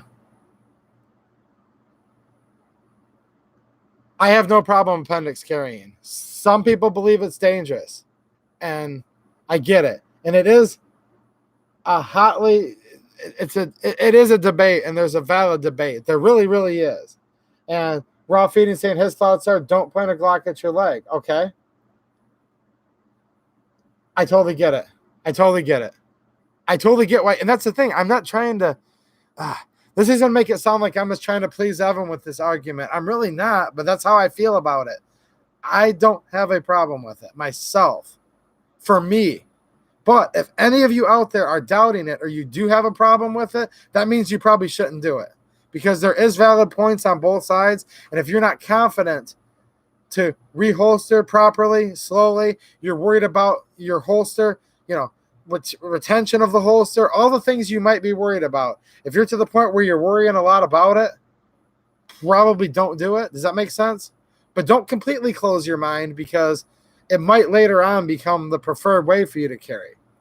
And it just depends too. We all have different lifestyles. Like if you're sitting on a lawnmower, let's just say this. Zero-turn lawnmower, perfect example. You've got your arm paddles here. Now, those are going to go pretty close, especially back in reverse to the side area. but not in the front. So it just depends. You can carry in the front or in the back. Easier if you're riding a 0-2 lawnmower than you're going to at like, a 3 o'clock or 9 o'clock position. So often it has to do with what type of work do you do? Do you have a certain work uniform? Is there certain types of equipment that you're running? And those things can change. You guys know what I'm saying there? So it might be safest. Let's just say it was the safest possible way to carry. This is a hypothetical right here, 3 o'clock on the hip. Well, for those of you that's run a 0-turn lawnmower, you might say that might not be the safest way then all of a sudden. Okay? So there you go. And if you're wearing a jacket, see, what I like to carry a lot is an OWB holster with just the cover garment over it. That's more comfortable for me a lot of times than an IWB. Carrying in the pocket. I also usually carry in the pocket, and that would usually be my secondary, or you can call it backup pistol. I mean, one of my 6 backup pistols, because if you were watching earlier, I don't want you guys to catch me here, but I do carry 7, remember? So appendix is one of the 6 different spots that I keep pistols, right? Neil Lexington, what's happening, man? John Pinkney saying, I expect VA to end CCW permits next year. Man, I don't want to say I'm going to expect it, but it wouldn't surprise me at this point. Ankle holsters? No, this is good. This is good. I wanted this conversation because many of you guys, probably been carrying longer than me, or, I just wanted some other people's opinions because these are things that just can't be answered in one sentence with absolutes. Oh, Ant Diesel Vision, I've definitely noticed that so very few gun manufacturers back us up in the 2A fight. I've absolutely noticed it. I've gone on rants over some of these companies before. Dude, amen. I 100% agree with you. They need to get with it.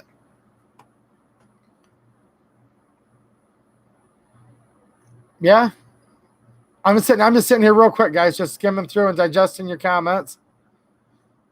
White Space Marines wants to carry with back-to-back 357 New York reload in the small of his back. Right on, man. That's 357. That's no joke.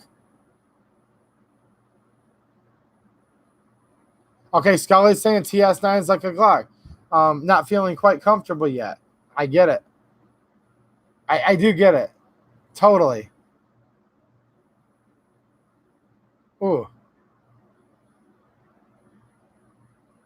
Yeah, talking about just regular people becoming president. I get it. Ammo Wizard, what's happening, man? Thanks for the super chat. I almost missed it, but I'm glad I didn't, man. I really appreciate it. Thank you so much. Josh Benware is appendix carrying all day, every day. My only advice is you better know what the hell you're doing. Carry a tourniquet. I can say this. Tourniquet and quick clot, too. And I think that's kind of what I was trying to say earlier. He said it better than me. Know what you're doing, okay? Know what you're doing. But I'm not going to tell anybody here you need to do it. You know what I'm saying? It's kind of a touchy subject, really. Yep, and that's what Raw Feeding's saying.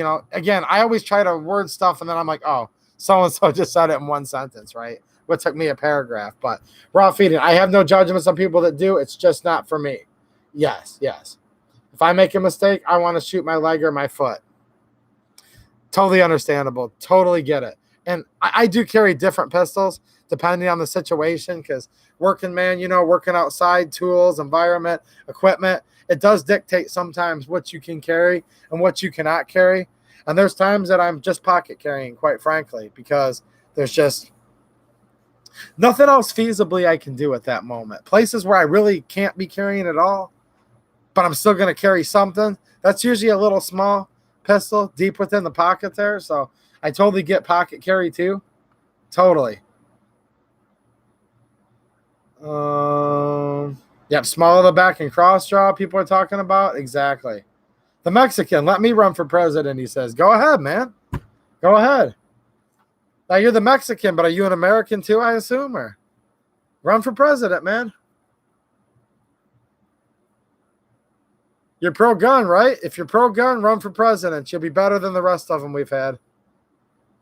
I don't even know you, but if you tell me you're pro-gun, 100% pro-gun, like literally pro-gun, I'll vote. Yeah, naughty boy. I love to have a big yard. I'd set up target practice area and spend most of my days wasting bullets. Oh yeah, and that's wasting bullets gets expensive. And Ammo Wizard just came in with another super chat. Thanks so much, man. I really, really appreciate it. Appreciate all you guys too. Um, no, I thought you were Hispanic, the Mexican. I did, but you'd be surprised, man. I've had people come in before, and they'll say something like, the Puerto Rican, right? Now we do have Ramon Nieves, the Puerto Rican hillbilly, and he is, you know, originally from Puerto Rico. But I've had guys come in, they're called the Puerto Rican so and so, and I'm like, oh, okay, you're Puerto Rican, and they're like, no, no, I'm German, German descent, but I'm married to a Puerto Rican, or so you never know for sure. You really don't. Just by reading people's names, it's really, really hard to tell. Let's see here. Gosh, wasting ammunition. Yeah, Matt the man. The two-way situation dictates how and what I carry. Exactly. I mean, I'm completely law-abiding, guys, 100%. But sometimes, when you can't carry, quote unquote, you know what I'm saying. You know what, guys? My throat's dry. Any more questions? Throw them in here. I'm going to be back in just a minute. I need to grab a quick drink. I've been going for an hour and a half. Time's flown by tonight, and I usually take a little break after an hour. So I will definitely be right back. And I think you guys have kind of hashed out appendix carry. Nobody's killed each other yet over it, so that's pretty good. Jonathan Piccone is saying I rib carry with the clutch belt, rather. So another good idea. Glock 43 and a sticky holster. Ooh, explicit. I have to read this one before I take my break. I only have judgment against chicks that carry you know where. Sincerely concerned for my own safety when they're good looking. All right. That's a good one. That was a good one. I'll be back in 1 second here. Poor conservative with the super chat. 40's greater than 9. But the Tap Rack Trading Aid, it's the same part number and it works for both. Okay, here's a little peer pressure, guys, real quick. I know I keep saying this. I'm going to take my break. Josh Benware's in here right now. I would like to see him, if he gets a set of these, they're $8. I'd like to see him do some of his, drills that he's doing where he's not just drawing, but he's closing the chamber and changing out mags. So just give him a little peer pressure. Help me out, guys. Try to help me convince Josh Benware to show us, because I did a review on these earlier today, and these are really cool products, and I'm really happy I found them. Let's give Josh some peer pressure to get him to do a video showing stuff that I'm not going to, okay? No break spot on TV. Tell my publicity agent that. They negotiated breaks, trust me. And good night for those of you that are taking off, and I'll be back in just a second here. And poor conservative, I appreciate the super chat, but it's going to cost you now. So he thought it cost him $2, but when I read his comment, it'll cost him more than that. But I'll handle him after work, as the old saying goes. I'll be right back, guys.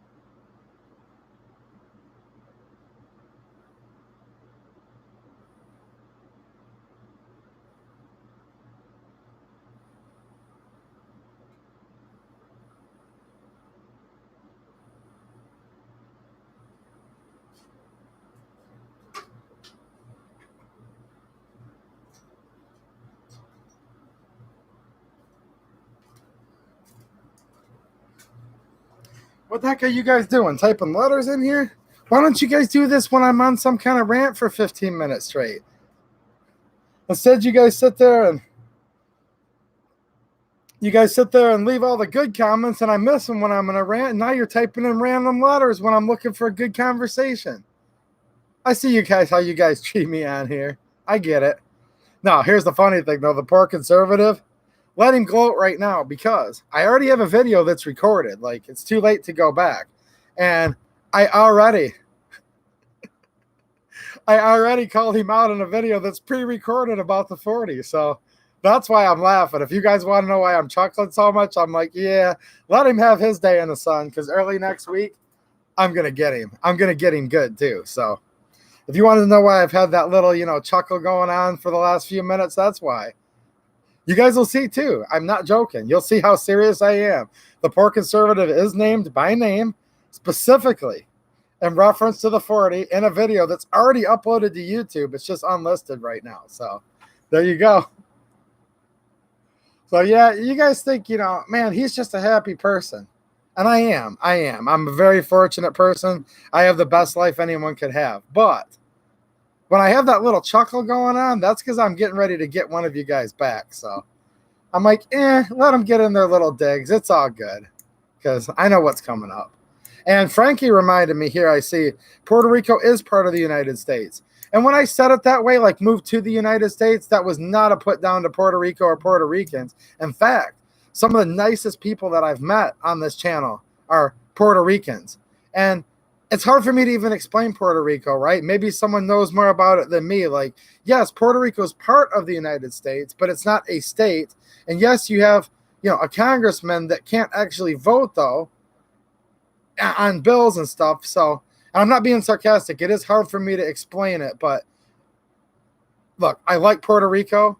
I do consider you guys part of us, but there still are some differences. And I have had Puerto Ricans before that have come in and say, I moved from Puerto Rico to the United States. That's how people have mentioned it. So I just thought I'd clarify that because, look, I didn't even know that much about Puerto Rico, quite frankly. Like, how could I know, right? Until I started this YouTube channel. And since then, I truly mean this. Some of the nicest people I've met are quote unquote Puerto Ricans or Puerto Rican Americans as they refer to themselves as. So yeah, definitely much love to the Puerto Ricans. That's for sure. Whatever you guys are considered, I don't really care is what I'm trying to say, but I know it's kind of a fine line whether Puerto Rico is technically America or not. And I really just don't care. So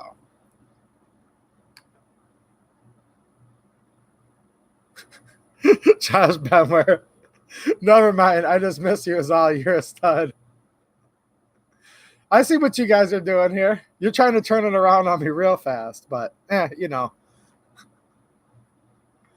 What can I say? I mean, it's not often. I will say this is one of the better looking gun YouTube channels because I've yet to see anybody really with as good looking of a co-host as me, quite frankly. So yeah, there's nice looking stuff that comes on this channel. And yeah, there's the best looking possible people on the channel. And then there's also Llama too. So I get it. I get it. Michigan Watch, I would be in support of that. Okay. Ditching the Republicans and Democrats and just start the 2A party. What about Massey? What about Thomas Massey? Tree guy. Okay. He's a Kentuckian, right? In the Facebook, the 2A EDU group. That's why I was telling you guys, it's an awesome group. Not because of me, because of the members that are there. He posted this video, and I haven't even really seen it on YouTube for the most part, but he posted it in the 2A EDU group. I watched every minute of it, and I wish it would have gone longer, but it was Massey talking for 30 minutes straight. What about that guy? That would be, okay. That would be, so the 2A party, right? Massey for president. What do you guys think? Massey 2020, 2A party. I could go for that in a minute. He's a good one, guys. I've been studying him, and they're all hypocrites to a point. I've not caught Massey on anything yet. Now, is anything possible? Maybe. But as of right now, and trust me, when a guy looks like he's that good, I check on him really close. And I've tried to find something he's done wrong. I do believe Massey's a good one, and there are other good ones. So Let's do that. 2A party, Thomas Massey for president. What do you guys think? The Second Amendment party. Heck yeah. Heck yeah. Now, I'm lucky on Valentine's Day. My Valentine's the most beautiful there ever was, ever will be. And when I said I was fortunate earlier, I am fortunate. Fortunate to have my lovely Valentine and many other things too.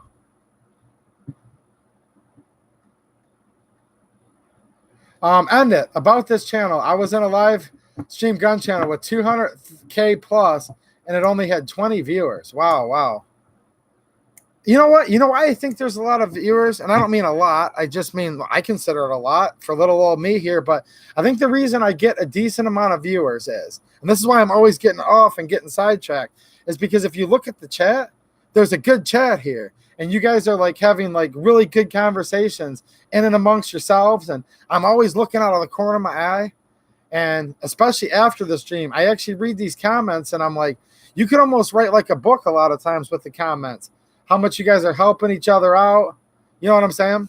So that's why I think there's good people. There's enough good people in here that people like to hang out with each other. And that's what I like about my streams, you know, just getting to see you guys in here and hanging out. And artist jokes. Quick question. My GTC tends to fail the feed with brass casing ammo. It's still new and doesn't have too many rounds to it either. Could be breaking in, but sometimes I have my doubts. That's interesting. Now, are you using the 12-round OEM mags? Because that's where you want to start with. Have people had good luck with the SIG P226 mags? Sure. But they're still not the original OEM mag. There's a little difference there, okay? The mag catch slots are in a teeny different spot, quite frankly. My SIG 226 mags will feed brass like crazy, but not steel. So with your Taurus, let's see here. It doesn't have too many rounds through it. Now, I don't know how many of my videos you've watched, but I've covered what I do to help break in a new pistol, okay? Dry firing, racking it. Clean it real good right off the bat. I've noticed Tauruses, they do fire them with some kind of dirty ammo in Brazil there. And I've noticed a little crud and gunk in almost all my new Tauruses. So right off the bat, clean it real good. Lube it up good. I don't like to carry a gun that's real wet because if you have too much oil on your pistol, you know, the daily environments of life, especially if you're working manual labor, cutting grass, dust storm, but whatever you do, even if it's in an office, you're going to get dust bunnies in there. Too much oil will actually make your gun gunk up more. So this is just for break-in. I like to run it like super wet. Like I slather oil probably 3-4 times more than I need when the gun's brand new. Now, as I'm mating these surfaces, right? It's no different than when you're working with metal and you're tapping something, you use tap oil, right? Two metal to metal surfaces mating against each other, oil is a good thing. So that's what I would suggest. Clean it good, oil the crap out of it, okay? Just for the break-in. Dry rack it a ton. The video I did today will be your friend. This is specifically I had in mind for you G2C guys. It's not very comfortable to hold it without the mag in there. And like Uncle Dan said in my comment earlier, this is sure easier than taking out the, taking out the base plate, taking out the spring, the follower, all that. So something like this will help you. I've done a whole video on snap caps. That'll help you. Just lots of racking. You can simulate a lot of your break-in just at home. Now take it to the range, fire it more. So I wish you the best of luck, man. I would say that after spending hours of dry racking and firing, cleaning, oiling, and then take it to the range, if you've got another 100 rounds through it, let's just say, after all of that, it's still having some problems, you may need to call Taurus. 99.9% of people that have come into my comments that bought G2Cs have nothing but great things to say about them, but there's always that one out there. So hopefully that's not you, but it is possible, you know. But yeah, I think I have some videos that might help you out with that, though. I really do. Frankie, thanks, man. Thanks. Yeah, and it is complicated, exactly. And yeah. And I wanted just to explain that it's complicated, showing that I have, like I said, this channel's been cool for so many different things, you know. It's like, I don't even know, like, where I would have even met, like, you know, Brazilians, people that are living in Brazil right now that are in here hanging out, you know, Puerto Ricans, Mexicans. I mean, Do you see people like that here and there? Sure, but you just kind of go on your way and you don't know. And I just met a lot of different people from different backgrounds on this channel that have given me different perspectives. And that's why I went on that rant earlier about what all of us need to do, whether we've just become an American or we've been an American since, the Mayflower, okay? Yeah, and my wife's on her family does have direct trace right back to the Mayflower. So although my wife's not a blood relative, my daughter has roots going back to the Mayflower. So if you're one of those people, if you're one that just came here, you got to listen to some people that have come from other countries or are still living in other countries. They kind of sort of know what they're talking about. They're on the other side of the fence, the bad side of it. And a lot of them have said, so many have said throughout time, they're like, we came to the United States because we wanted the freedom and liberty. You can't give it up because it's one of the last places to go. There's going to be nowhere left. That's why I went on that rant earlier. And I truly, truly started to see the perspective by talking to foreign-born people that are currently foreigners, whatever you want to call them. And yeah, all the people I've met from the former Yugoslavia that have come in there, and they talked about, when they were under communism, Yugoslavia, now that they're separated back into their own countries, some things are okay. Some things still aren't good with gun rights. I mean, Eastern Europeans, Western Europeans, Latinos, Latin Americans, South Americans, Central Americans. Like, I'm getting a lot of perspective from people. Now, I've never had anybody's perspective from China even once. Well, duh, because their internet's so censored. I don't think I've ever had a Chinese person even in the stream even once because they can't, whether they want to or not. So, John Stokes, thanks a lot, man. I really, really appreciate it. I really do. And I hope I'm doing stuff that you like, and I am putting it all back into the channel. Thank you so much for your support, man. That's awesome. Let's see here. Dororo, I'm late, but I'm here now. Hey, that's all that matters, man. You're here. Nice to see you. Nice to see you, man. Josh Bemler, I have great attendance because my eyes match my shirt. That's the baby blue shirt, okay? I do like the baby blue shirt. I don't think my eyes match this shirt, do they? Yeah, they match good enough. Good enough for a gun channel. It's funny because, friends and I will talk, that are on YouTube, and you always have to qualify it with for a gun channel. It's just hilarious. It's like, man, I've got a lot of people in my stream for a gun channel, because if you do anything other than 2A and firearms, your YouTube channel is like almost guaranteed to be like 1,000 times more popular and like 1,000,000 times more chicks in there, whatever the cool stuff is people like. But you know what? I don't want that. There's a lot of stuff I'm into besides guns and the Second Amendment, but I'm here doing this for a reason. Even though they don't like us, they don't want us here. I get it. But you know what? The fact that they don't want me here kind of makes me want to be here all the more. I think some of you guys agree, right? You don't want me here? Oh, good. I'll just be here twice as much. I'll just be here every day then. Not a problem. Dauntless Defense, late dropping in. Valentine's evening with the missus. And your missus is more lucky than mine, and that's why I'm going to give her a third shout out and tell you how much I love you and how lucky I am that you're still with me, bailing on you on Valentine's Day night to do my live stream. But no, we talked on the phone beforehand. She's perfectly fine with it. But that does make me lucky. I picked a live stream over my wife. No, it's not exactly like that. She's good. She's a good one. She's a good one, and she's way out of my league, but somehow I stepped up and got lucky. I rolled the dice, and like I said, she's out of my league, but I got her somehow.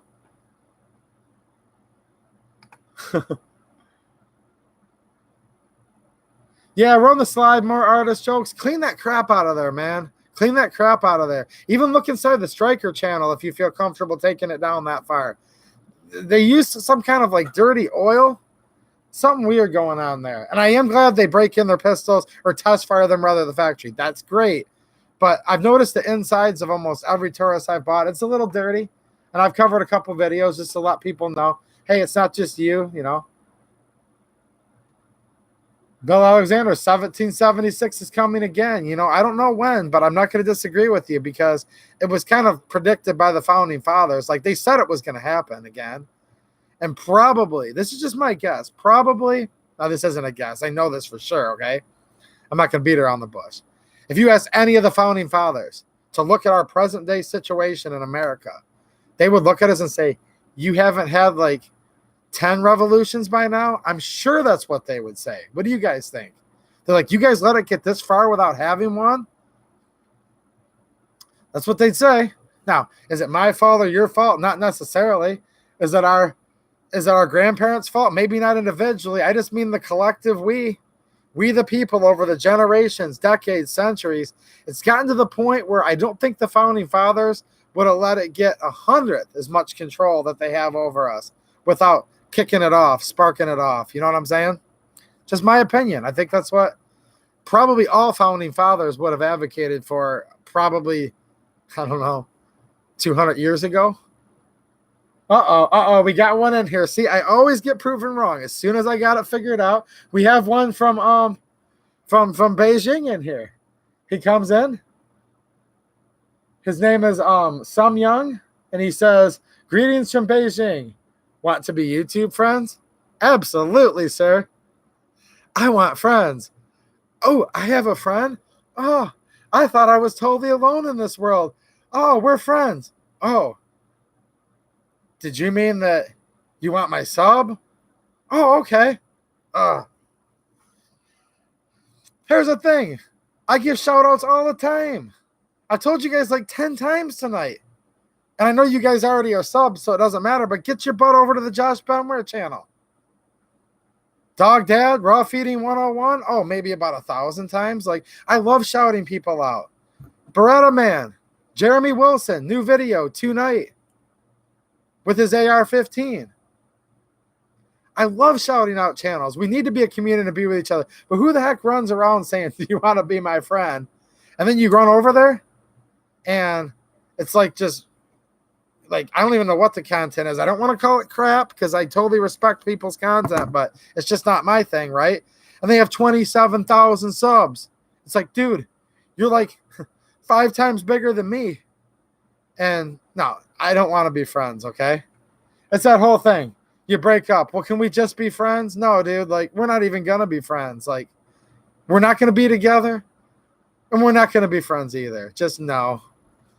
It's funny. You guys got to go into my thing from earlier, okay? It's just funny. Good night, John. Glad you were here, man. I'll see you over on the Facebook group, right? He's another good one that's always in the Facebook group. I know it was Rockford Ordnance. There's another one making good videos. Rockford Ordnance. Shout out. Look, we gotta stick together, guys. Shout each other out. But no, we don't need to be. Let's be friends. That's just Dororo, absolutely. If they were alive today, rope sales would skyrocket. Yes. And black, coal tar, and feathers. People like Jeremy Wilson working in the hatchery. He'd be hatching a lot more chickens. There'd be a shortage of feathers right now if the founding fathers were still alive today. The Mexican, you want to be my friend? Oh, heck no, man. Get out of here. We can't be friends. No, like, here's the thing. You guys are like my friends. You know what I mean? But, oh, man, these people. Neo Lexington, you're in the group but under a different name. And I suspect that. I really do. That there's a lot of people that have different names, and I probably haven't correlated the two together. I just know that in one sense, there's good people here, and there's good people in the 2A EDU Facebook group. And I'm guessing it's probably because half of y'all are the same people, just under different names. Oh, boy. The Mexicans over there in Texas.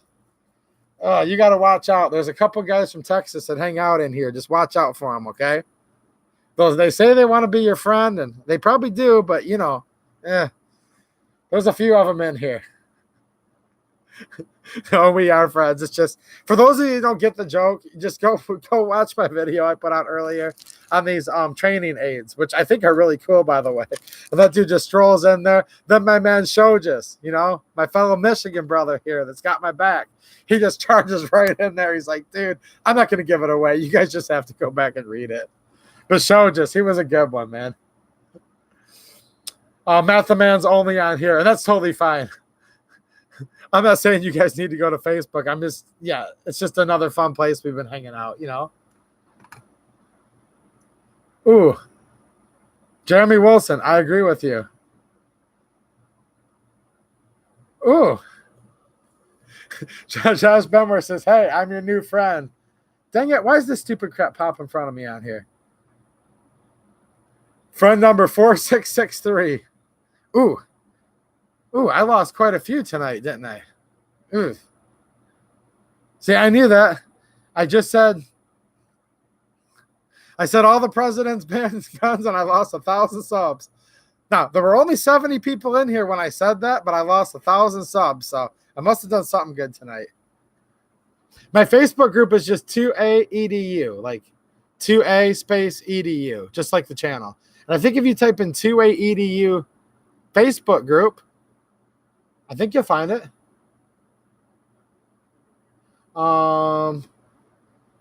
Clifton Jones is a new shooter. Well, welcome. I have a lot of videos that I think would maybe help new shooters. So maybe you've got a chance to watch some of those videos. I don't know.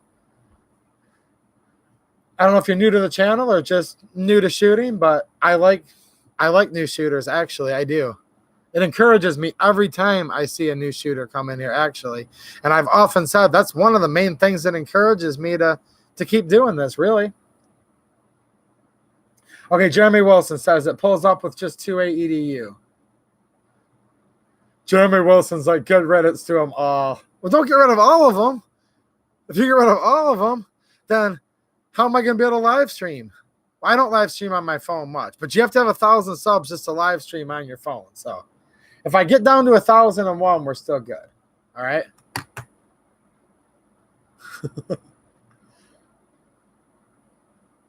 Ooh, Mateo. It puts the 2A EDU stream on its skin or it gets a hose. Oh. Yeah, if you have any, I appreciate it, Clifton. If you have any questions, you know, I'll try to answer them. Come into my videos, ask all the questions you want. Even if I don't see your comment tonight in here, there's a lot of people in here who basically, proven fact, know more about guns and shooting than I do. So, and that's why this is a good place to be, you know. How many rounds should I do before I clean? Okay, the SR9. Well, I like to start off and clean them all right out of the box. That's just my thing. Because sometimes there could be a little debris. And also what I'm doing when I'm cleaning it, I'm really just inspecting. Now, I'm not like an inspector, and I don't even know exactly what I'm looking for, but, you know, just use your common sense. Make sure there's not a little burr on something. Make sure there's nothing that's falling off, or I know that's not going to happen, but I just give it a quick look over while I'm cleaning it right out of the box, okay? Lube it up. Go shoot it. Maybe the first rounds, I might argue, you know, clean it within about 100 rounds or so. Because, again, we're just inspecting. We're looking for break-in, making sure everything's wearing in right. Maybe clean it again right away. After that, I'm going to tick off a few people. And I'm not one of those that's trying to prove how long I can go without cleaning my gun, but I've been taking a bunch of different guns out to the range for videos and for fun. And I'll tell you the truth. The original Taurus G2C, the one that I can't touch, probably getting close, you know, to 2,000 rounds since I've cleaned it last. So I don't, a lot of guns. Now, some of them are more finicky than others, long guns, handguns, whatever, but most modern striker fired pistols, in my opinion, don't need cleaned all that often. Now, another thing, this original G2C, that's not my daily carry gun. If I was carrying it, we're talking a different story, but it's still functioning. The gun's never screwed up yet, except for with the SIG P226 mag with steel case, but I digress. The gun itself has never messed up yet on me. It's been running great. I've just kind of stopped cleaning the thing because I was too busy with other firearms, and now I'm just kind of running with it. Let's just see how long I can shoot this stupid thing until it pukes, or I don't know. You guys know what I'm saying, and I mean that as a compliment. Like, I meant this stupid thing in a good way. Like, it's kind of, the gun's kind of been like stupid cool for me. It was so cheap. It's run so many different types of ammo. And I have a really fun idea for a video that I'll talk about it later. But I'm going to kind of do a little test to put it through its paces, my original GTC. But and Charles Darling says, I clean every time I shoot. And there's nothing wrong with that at all. Nothing wrong with that. And some guns I do clean every time I shoot them. But other ones, there's so much stuff in the and with guns that's kind of like, 6 of one, half dozen of the other, And hold on, Josh Benware brought up something. Let me grab this real quick.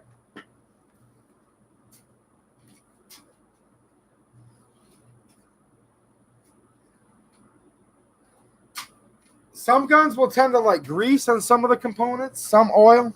I'm more of an oil guy than I am grease, but there's certain components that I'll put a dab of grease on, and there's some guns that like grease more than others. And again, dusty environments, I stay away from the grease more, right? Because it could attract dirt. I'm not going to get into the grease versus oil.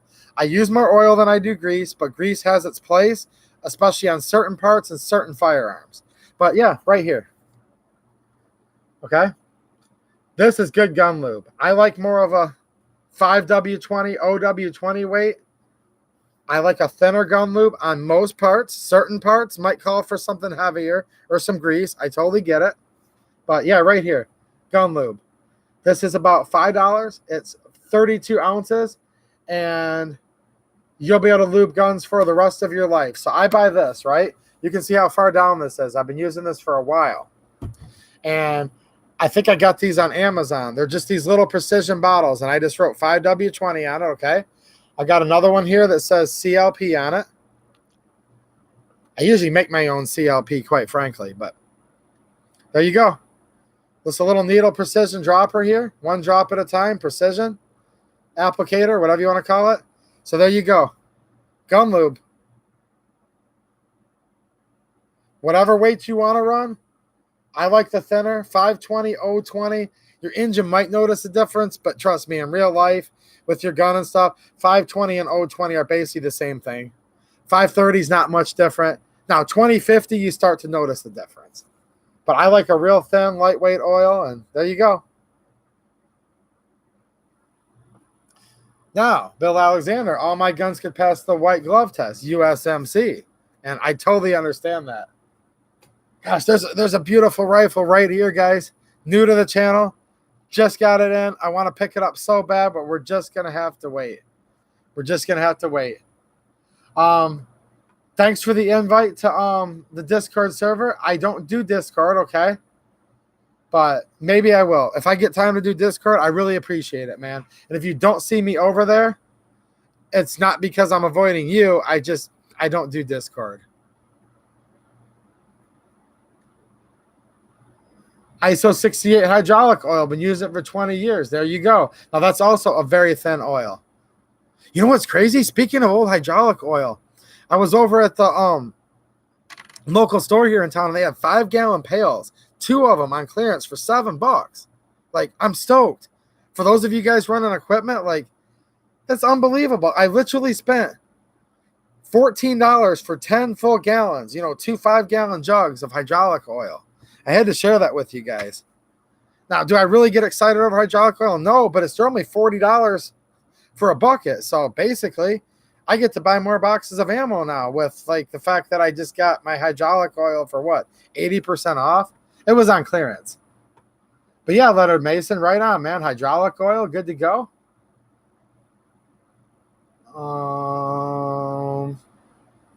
Yep. People that are Marines, former Marines. Well, not former, right? Like once a Marine, always a Marine, right? You know what I'm saying.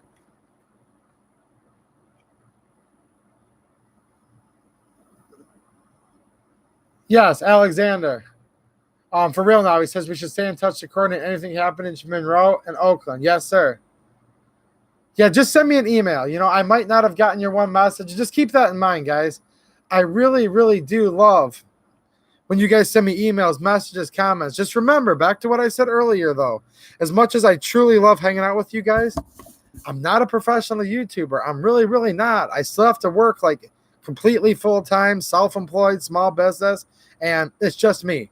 I don't have a helper. I don't have an assistant. You know what I'm saying? So if I miss people's emails once in a while and things like that, don't take it personal. Don't ever take it personal. It's just I can't do all of it, but I do. But nonetheless, I enjoy every last comment and interaction I have with you guys. It's one of those catch-22s. It's just, that's what kind of sucks about, life sometimes. You just can't do everything, even though you want to.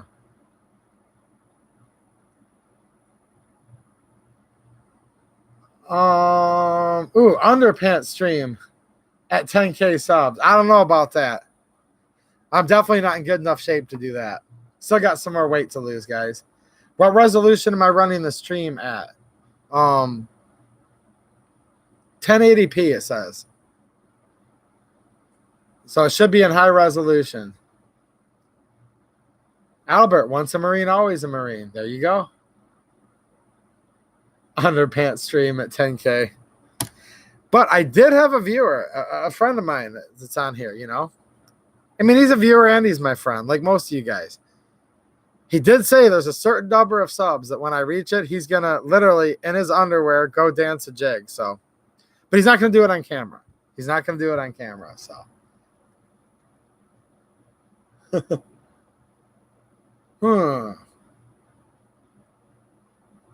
I don't know much about Discord. I really don't. I'm not a fan of WD-40 on firearms. And I think you're joking, but I'm not a fan. I've seen guns that were put away that were stored with WD, and it dries to like this hard, crusty shellac. To displace water, yes. If your gun gets wet, use it to displace the water. Get the WD-40 out of there, compressed air, rag, whatever, and then go on to your oil. So I think you were just joking with me, though. But WD-40, that is not my thing for guns. And I do use WD-40. I've got a can of it right over there, but not on my firearms. And I didn't even realize it, how bad of a thing it was until, my dad brought a gun over that had been put up in storage for like 10 years at the time with WD-40. And I was noticing like a shellac almost. It was weird to explain that had kind of hardened in there from the WD-40. Oh, geez, Beretta Man. Beretta Man's going to do the stream in his underwear, he's saying. All right, you got me.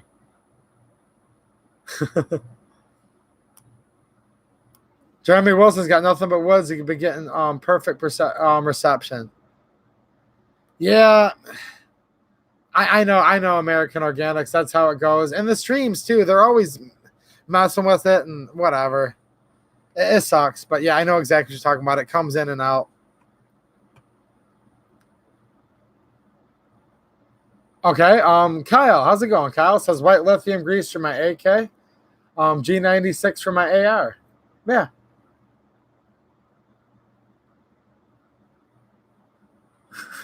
I got Josh going on the WD. I'm not a fan of WD, okay, on a firearm.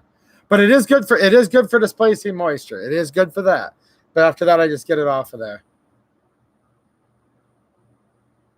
Oh, you were asking me to try to bump it down. Okay, I got you now.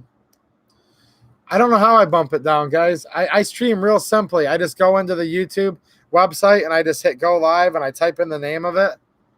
It's just simply telling me here what it is. I don't even know how to change it, quite frankly. I'm not using any fancy software for this. Let's see here.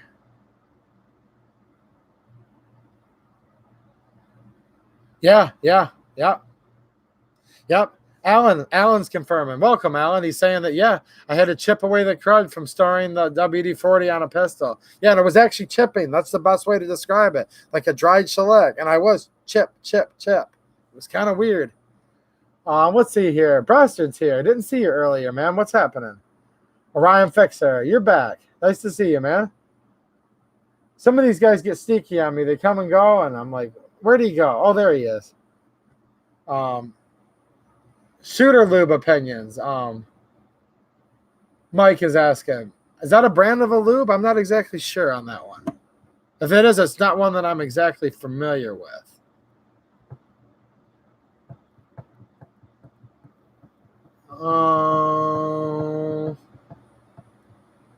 Okay, you guys are talking about Marines, and yeah.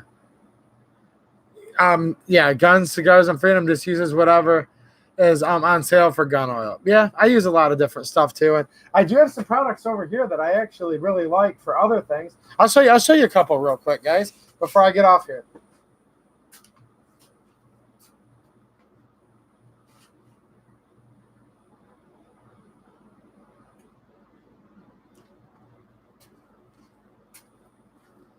Okay, this is a product I've been using a lot of. This stuff is really cool. Like, now, does it have some lubricating properties? Just a little bit. And it does have some preserving qualities, but this is mainly a cleaner. This stuff cleans really well, and it actually almost air dries. So it's not leaving a big film behind. And I love using this just to like give it a quick mist over like a blued mill syrup that I don't want to, the fingerprints can turn to rust, and it does happen. I'll use that and just gently wipe it. And then just like a few hours later, you come back and it's dry to the touch, but it'll still, repel your fingerprints and stuff. So this is a product I really like. I just showed you guys. I like this. Okay. This is cool. You guys talk about spots you like to use grease. I've been using this lately. Love it. I love this stuff. This is Lucas High Performance Assembly Lube. And this is not that expensive, guys. It's like $4 or $5, and it's 4 ounces. And if you look at how little of this that you need to actually use, like it's just like a teeny bit. And this has all of your, zinc, molybdenum disulfide in it, other high pressure additives. This is for breaking in engines for bearings and whatnot. So this stuff is awesome. Totally love it. Totally love it. And this is a spot where I might want to use more of a grease or something that's, let me see if I've got, trying to see if I've got something here that I can, okay, here we go. Here's a napkin. Maybe you guys can see this. I don't know if it'll focus or not, but it comes out, see? It'll drip out like oil. See that? But see how slow it takes it to actually, so this is definitely, if you took like bearing grease and this O20 oil, right? And split their viscosities right down the middle. That's what this reminds me of. It's like half oil and half grease. Doesn't really have a bad smell to it. I've never really noticed, Some of these different greases and stuff have a real, like gear lube and stuff has like a real putrid smell. But yeah, just something I've been using for a little while now, and I definitely recommend. Chuck, thanks for the super chat, man. That's awesome. I appreciate it. He just super chatted me the amount that this costs, so thank you. Lucas Assembly Lube, semi-synthetic, brought to you all by Chuck.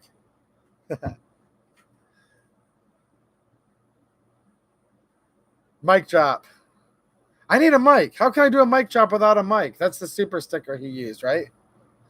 And in some spots you want to use grease. Other spots you don't, okay? This is a cool product. Speaking of cleaning supplies, this is Slip 2000 Carbon Killer. This stuff works, guys. And when I say it works, it works. It separates, you shake it up. It has a beautiful, it smells so good. It's like this minty smell. It really does smell good. This stuff's biodegradable, non-flammable, non-toxic. It removes carbon, lead, and plastic. And let me tell you what, if you're shooting your shotgun, right, you get what's called wadding fouling. I've taken a shotgun that I had shot quite a bit, literally put some of this down there with an applicator down the bore, let it set, went through with a cleaning brush, pushed it out, and literally a perfect sphere came out. The shape of the inside, a 12 gauge size sphere, and it literally came out in one piece, 18, 20 inches long, whatever it was, of the plastic. It literally removed the whole plastic, like in one piece out of there. It doesn't always do it that way, but yeah, this stuff will seriously remove plastic fouling, carbon fouling. I've actually used this on like not only firearms, but like a 2-stroke weed whacker, okay? Every once in a while, the dome of the piston can get too much carbon deposit on it, right? And if there's too much carbon in there, it can, give it too much compression, or it can even, little piece of carbon can break down and you can get what's called a stuck ring. Okay. I've soaked literally a 2-cycle piston in this, and this does wonders for carbon. So your AR bolts that get the carbon on them, I literally couldn't recommend this stuff enough. They have it in the small container here. You can also get it in the bigger container.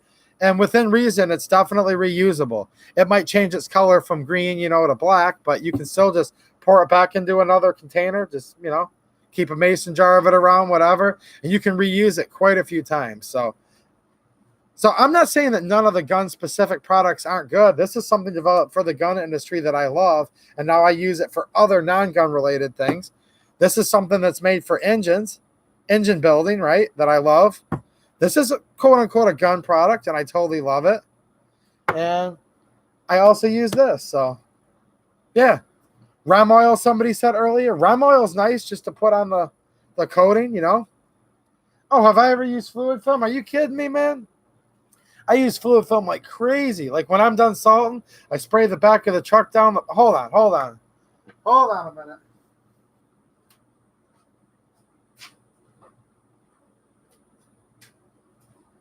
Have I heard of fluid film? Come on, man. Love fluid film. Lanolin, love it, love it, love it. So, yeah. +1 on what Tree Guy said. This stuff is good for so many things. Guns, the rest of your life. Love this stuff. And I think it might be here. It might be in my other shop. The other part of the shop. But hold on a minute.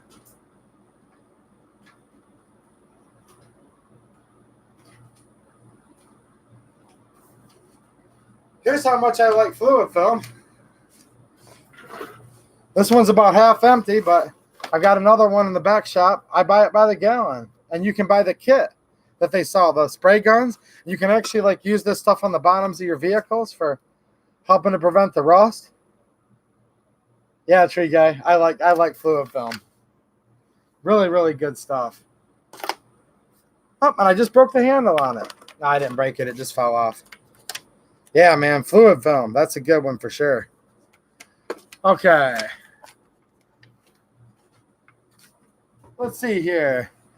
We have Felipe Fe. How's it going, man? In Brazil, we don't have many options in the U.S. for gun lube. So just use motor oil, man. You guys have motor oil, obviously. So, yeah, you're good.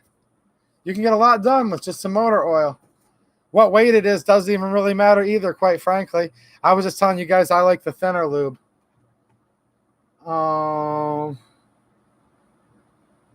Jeremy Wilson. There you go again. He says, all you need to do is drop something like you did in the last video for the mic drop. I would do llama drop, but nah, not going to do it. Let's see here.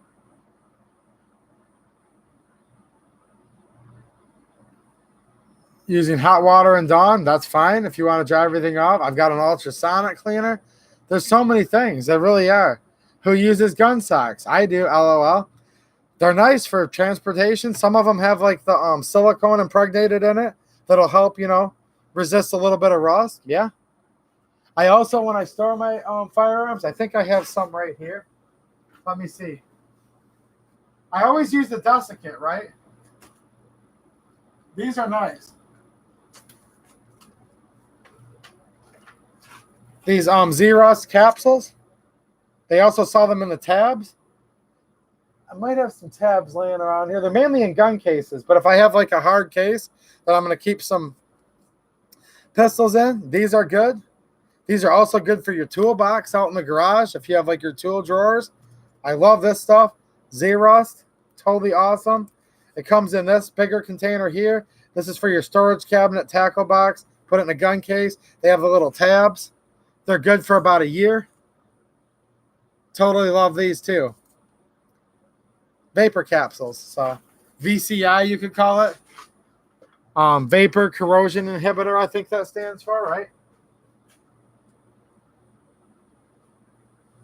But yeah, there's a lot of good stuff out there. You know what else works good too, actually? Speaking of grease, this is just silicone paste. Same thing as dielectric grease. You can buy it as, they'll call it bulb grease. Dielectric grease, silicone grease.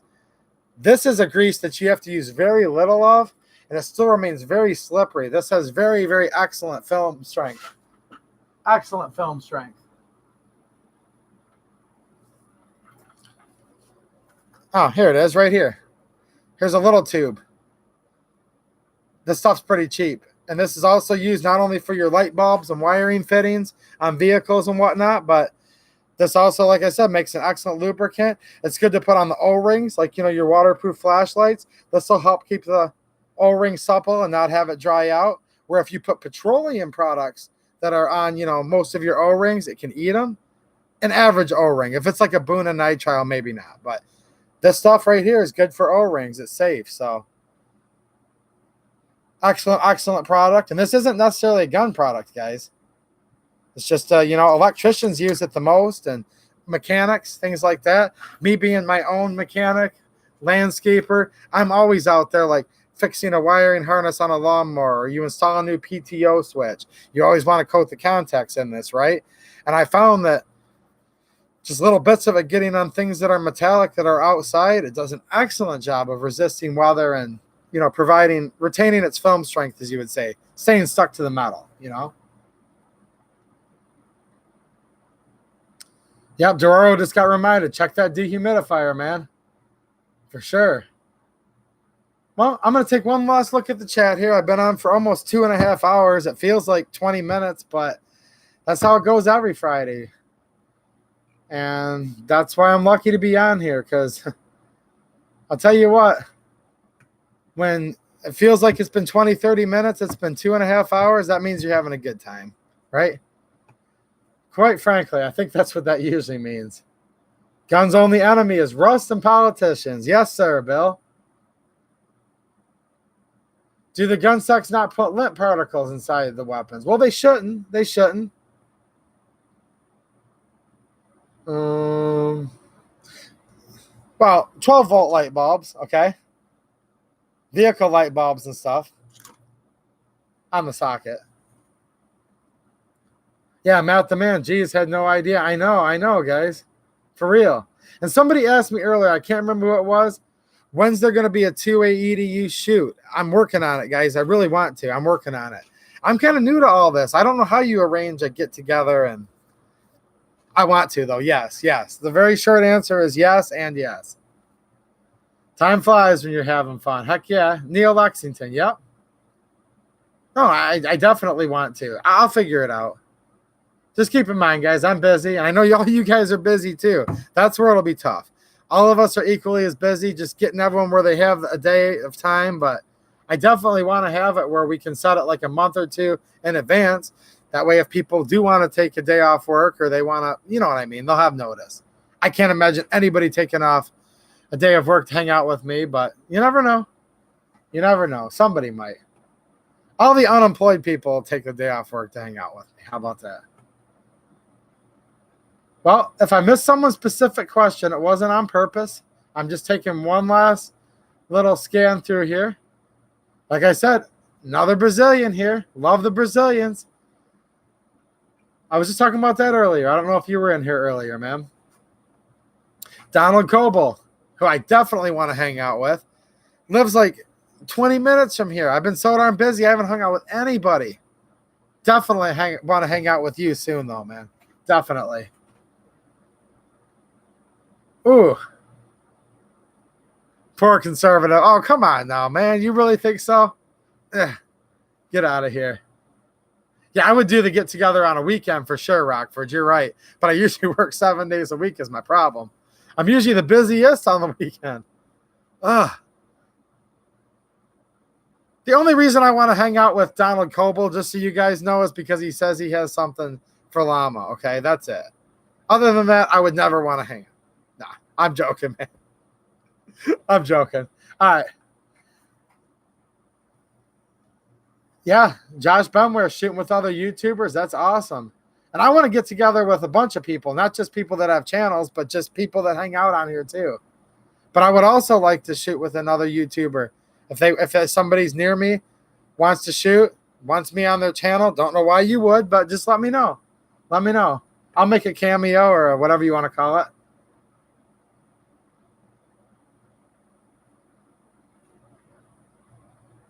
Matt the man, you're really close to me too. See, you guys make it hard, you know? I know who some of you guys are in real life, but then with the usernames. So Eric Carson, how's it going, man? He wants to go. No, we'll figure this out. We really will. How about this, Eric? You got to help me. Eric can help me with this. What I'm hoping is if I can do it, you know how Matt has his chute behind his house? I'm hoping maybe I can twist his arm enough to have it there or something. I'm just trying to think of a place. So you got to help me work on that, Eric, all right? Neil, Lexington's only an hour north. Okay. Forge and Woodcraft. Eaton Rapids. Oh, that is you. Uh-oh. Eric was supposed to work on you behind the scenes. All right, we'll get a collection together. How much are we going to have to pay him, Eric? How much are we going to have to pay him? Man, this sucks. You guys know what just happened to me, right? See, this is how this goes. A friend of mine using another account. I'm trying to get Eric to help me, weasel in on something. And then the one I was trying to weasel around on, he's like, oh, you mean me? This is hilarious. Come on, Eric Carson. You got my back, don't you? No, a lot of Michigan people. And I'd like to hang out with some of you guys because, like I've said, you wouldn't just be hanging out with me. You'd be hanging out with each other. And I just have to figure out a way to do it where I know who's who. You know what I'm saying? As long as it's people that are like cool and whatnot. Yeah. All right, cool, guys. I'm going to get off here. Now it is 2.5 hours. I've had a great time tonight, but it's past Poor Conservative's bedtime. He's tired. And, time to go to sleep, right? But, no, I was going to get off anyways. All right, guys. I've had fun. Any of your comments I missed, I'll read it later, and I just appreciate hanging out with you guys. Plenty more videos to come. I already have stuff recorded for the beginning of next week, so I'll hang out with you guys in the comments there. And happy Valentine's Day. Have a good weekend, and I'll see you guys 9:30 next Friday. All right. Thanks for watching, and have a good one.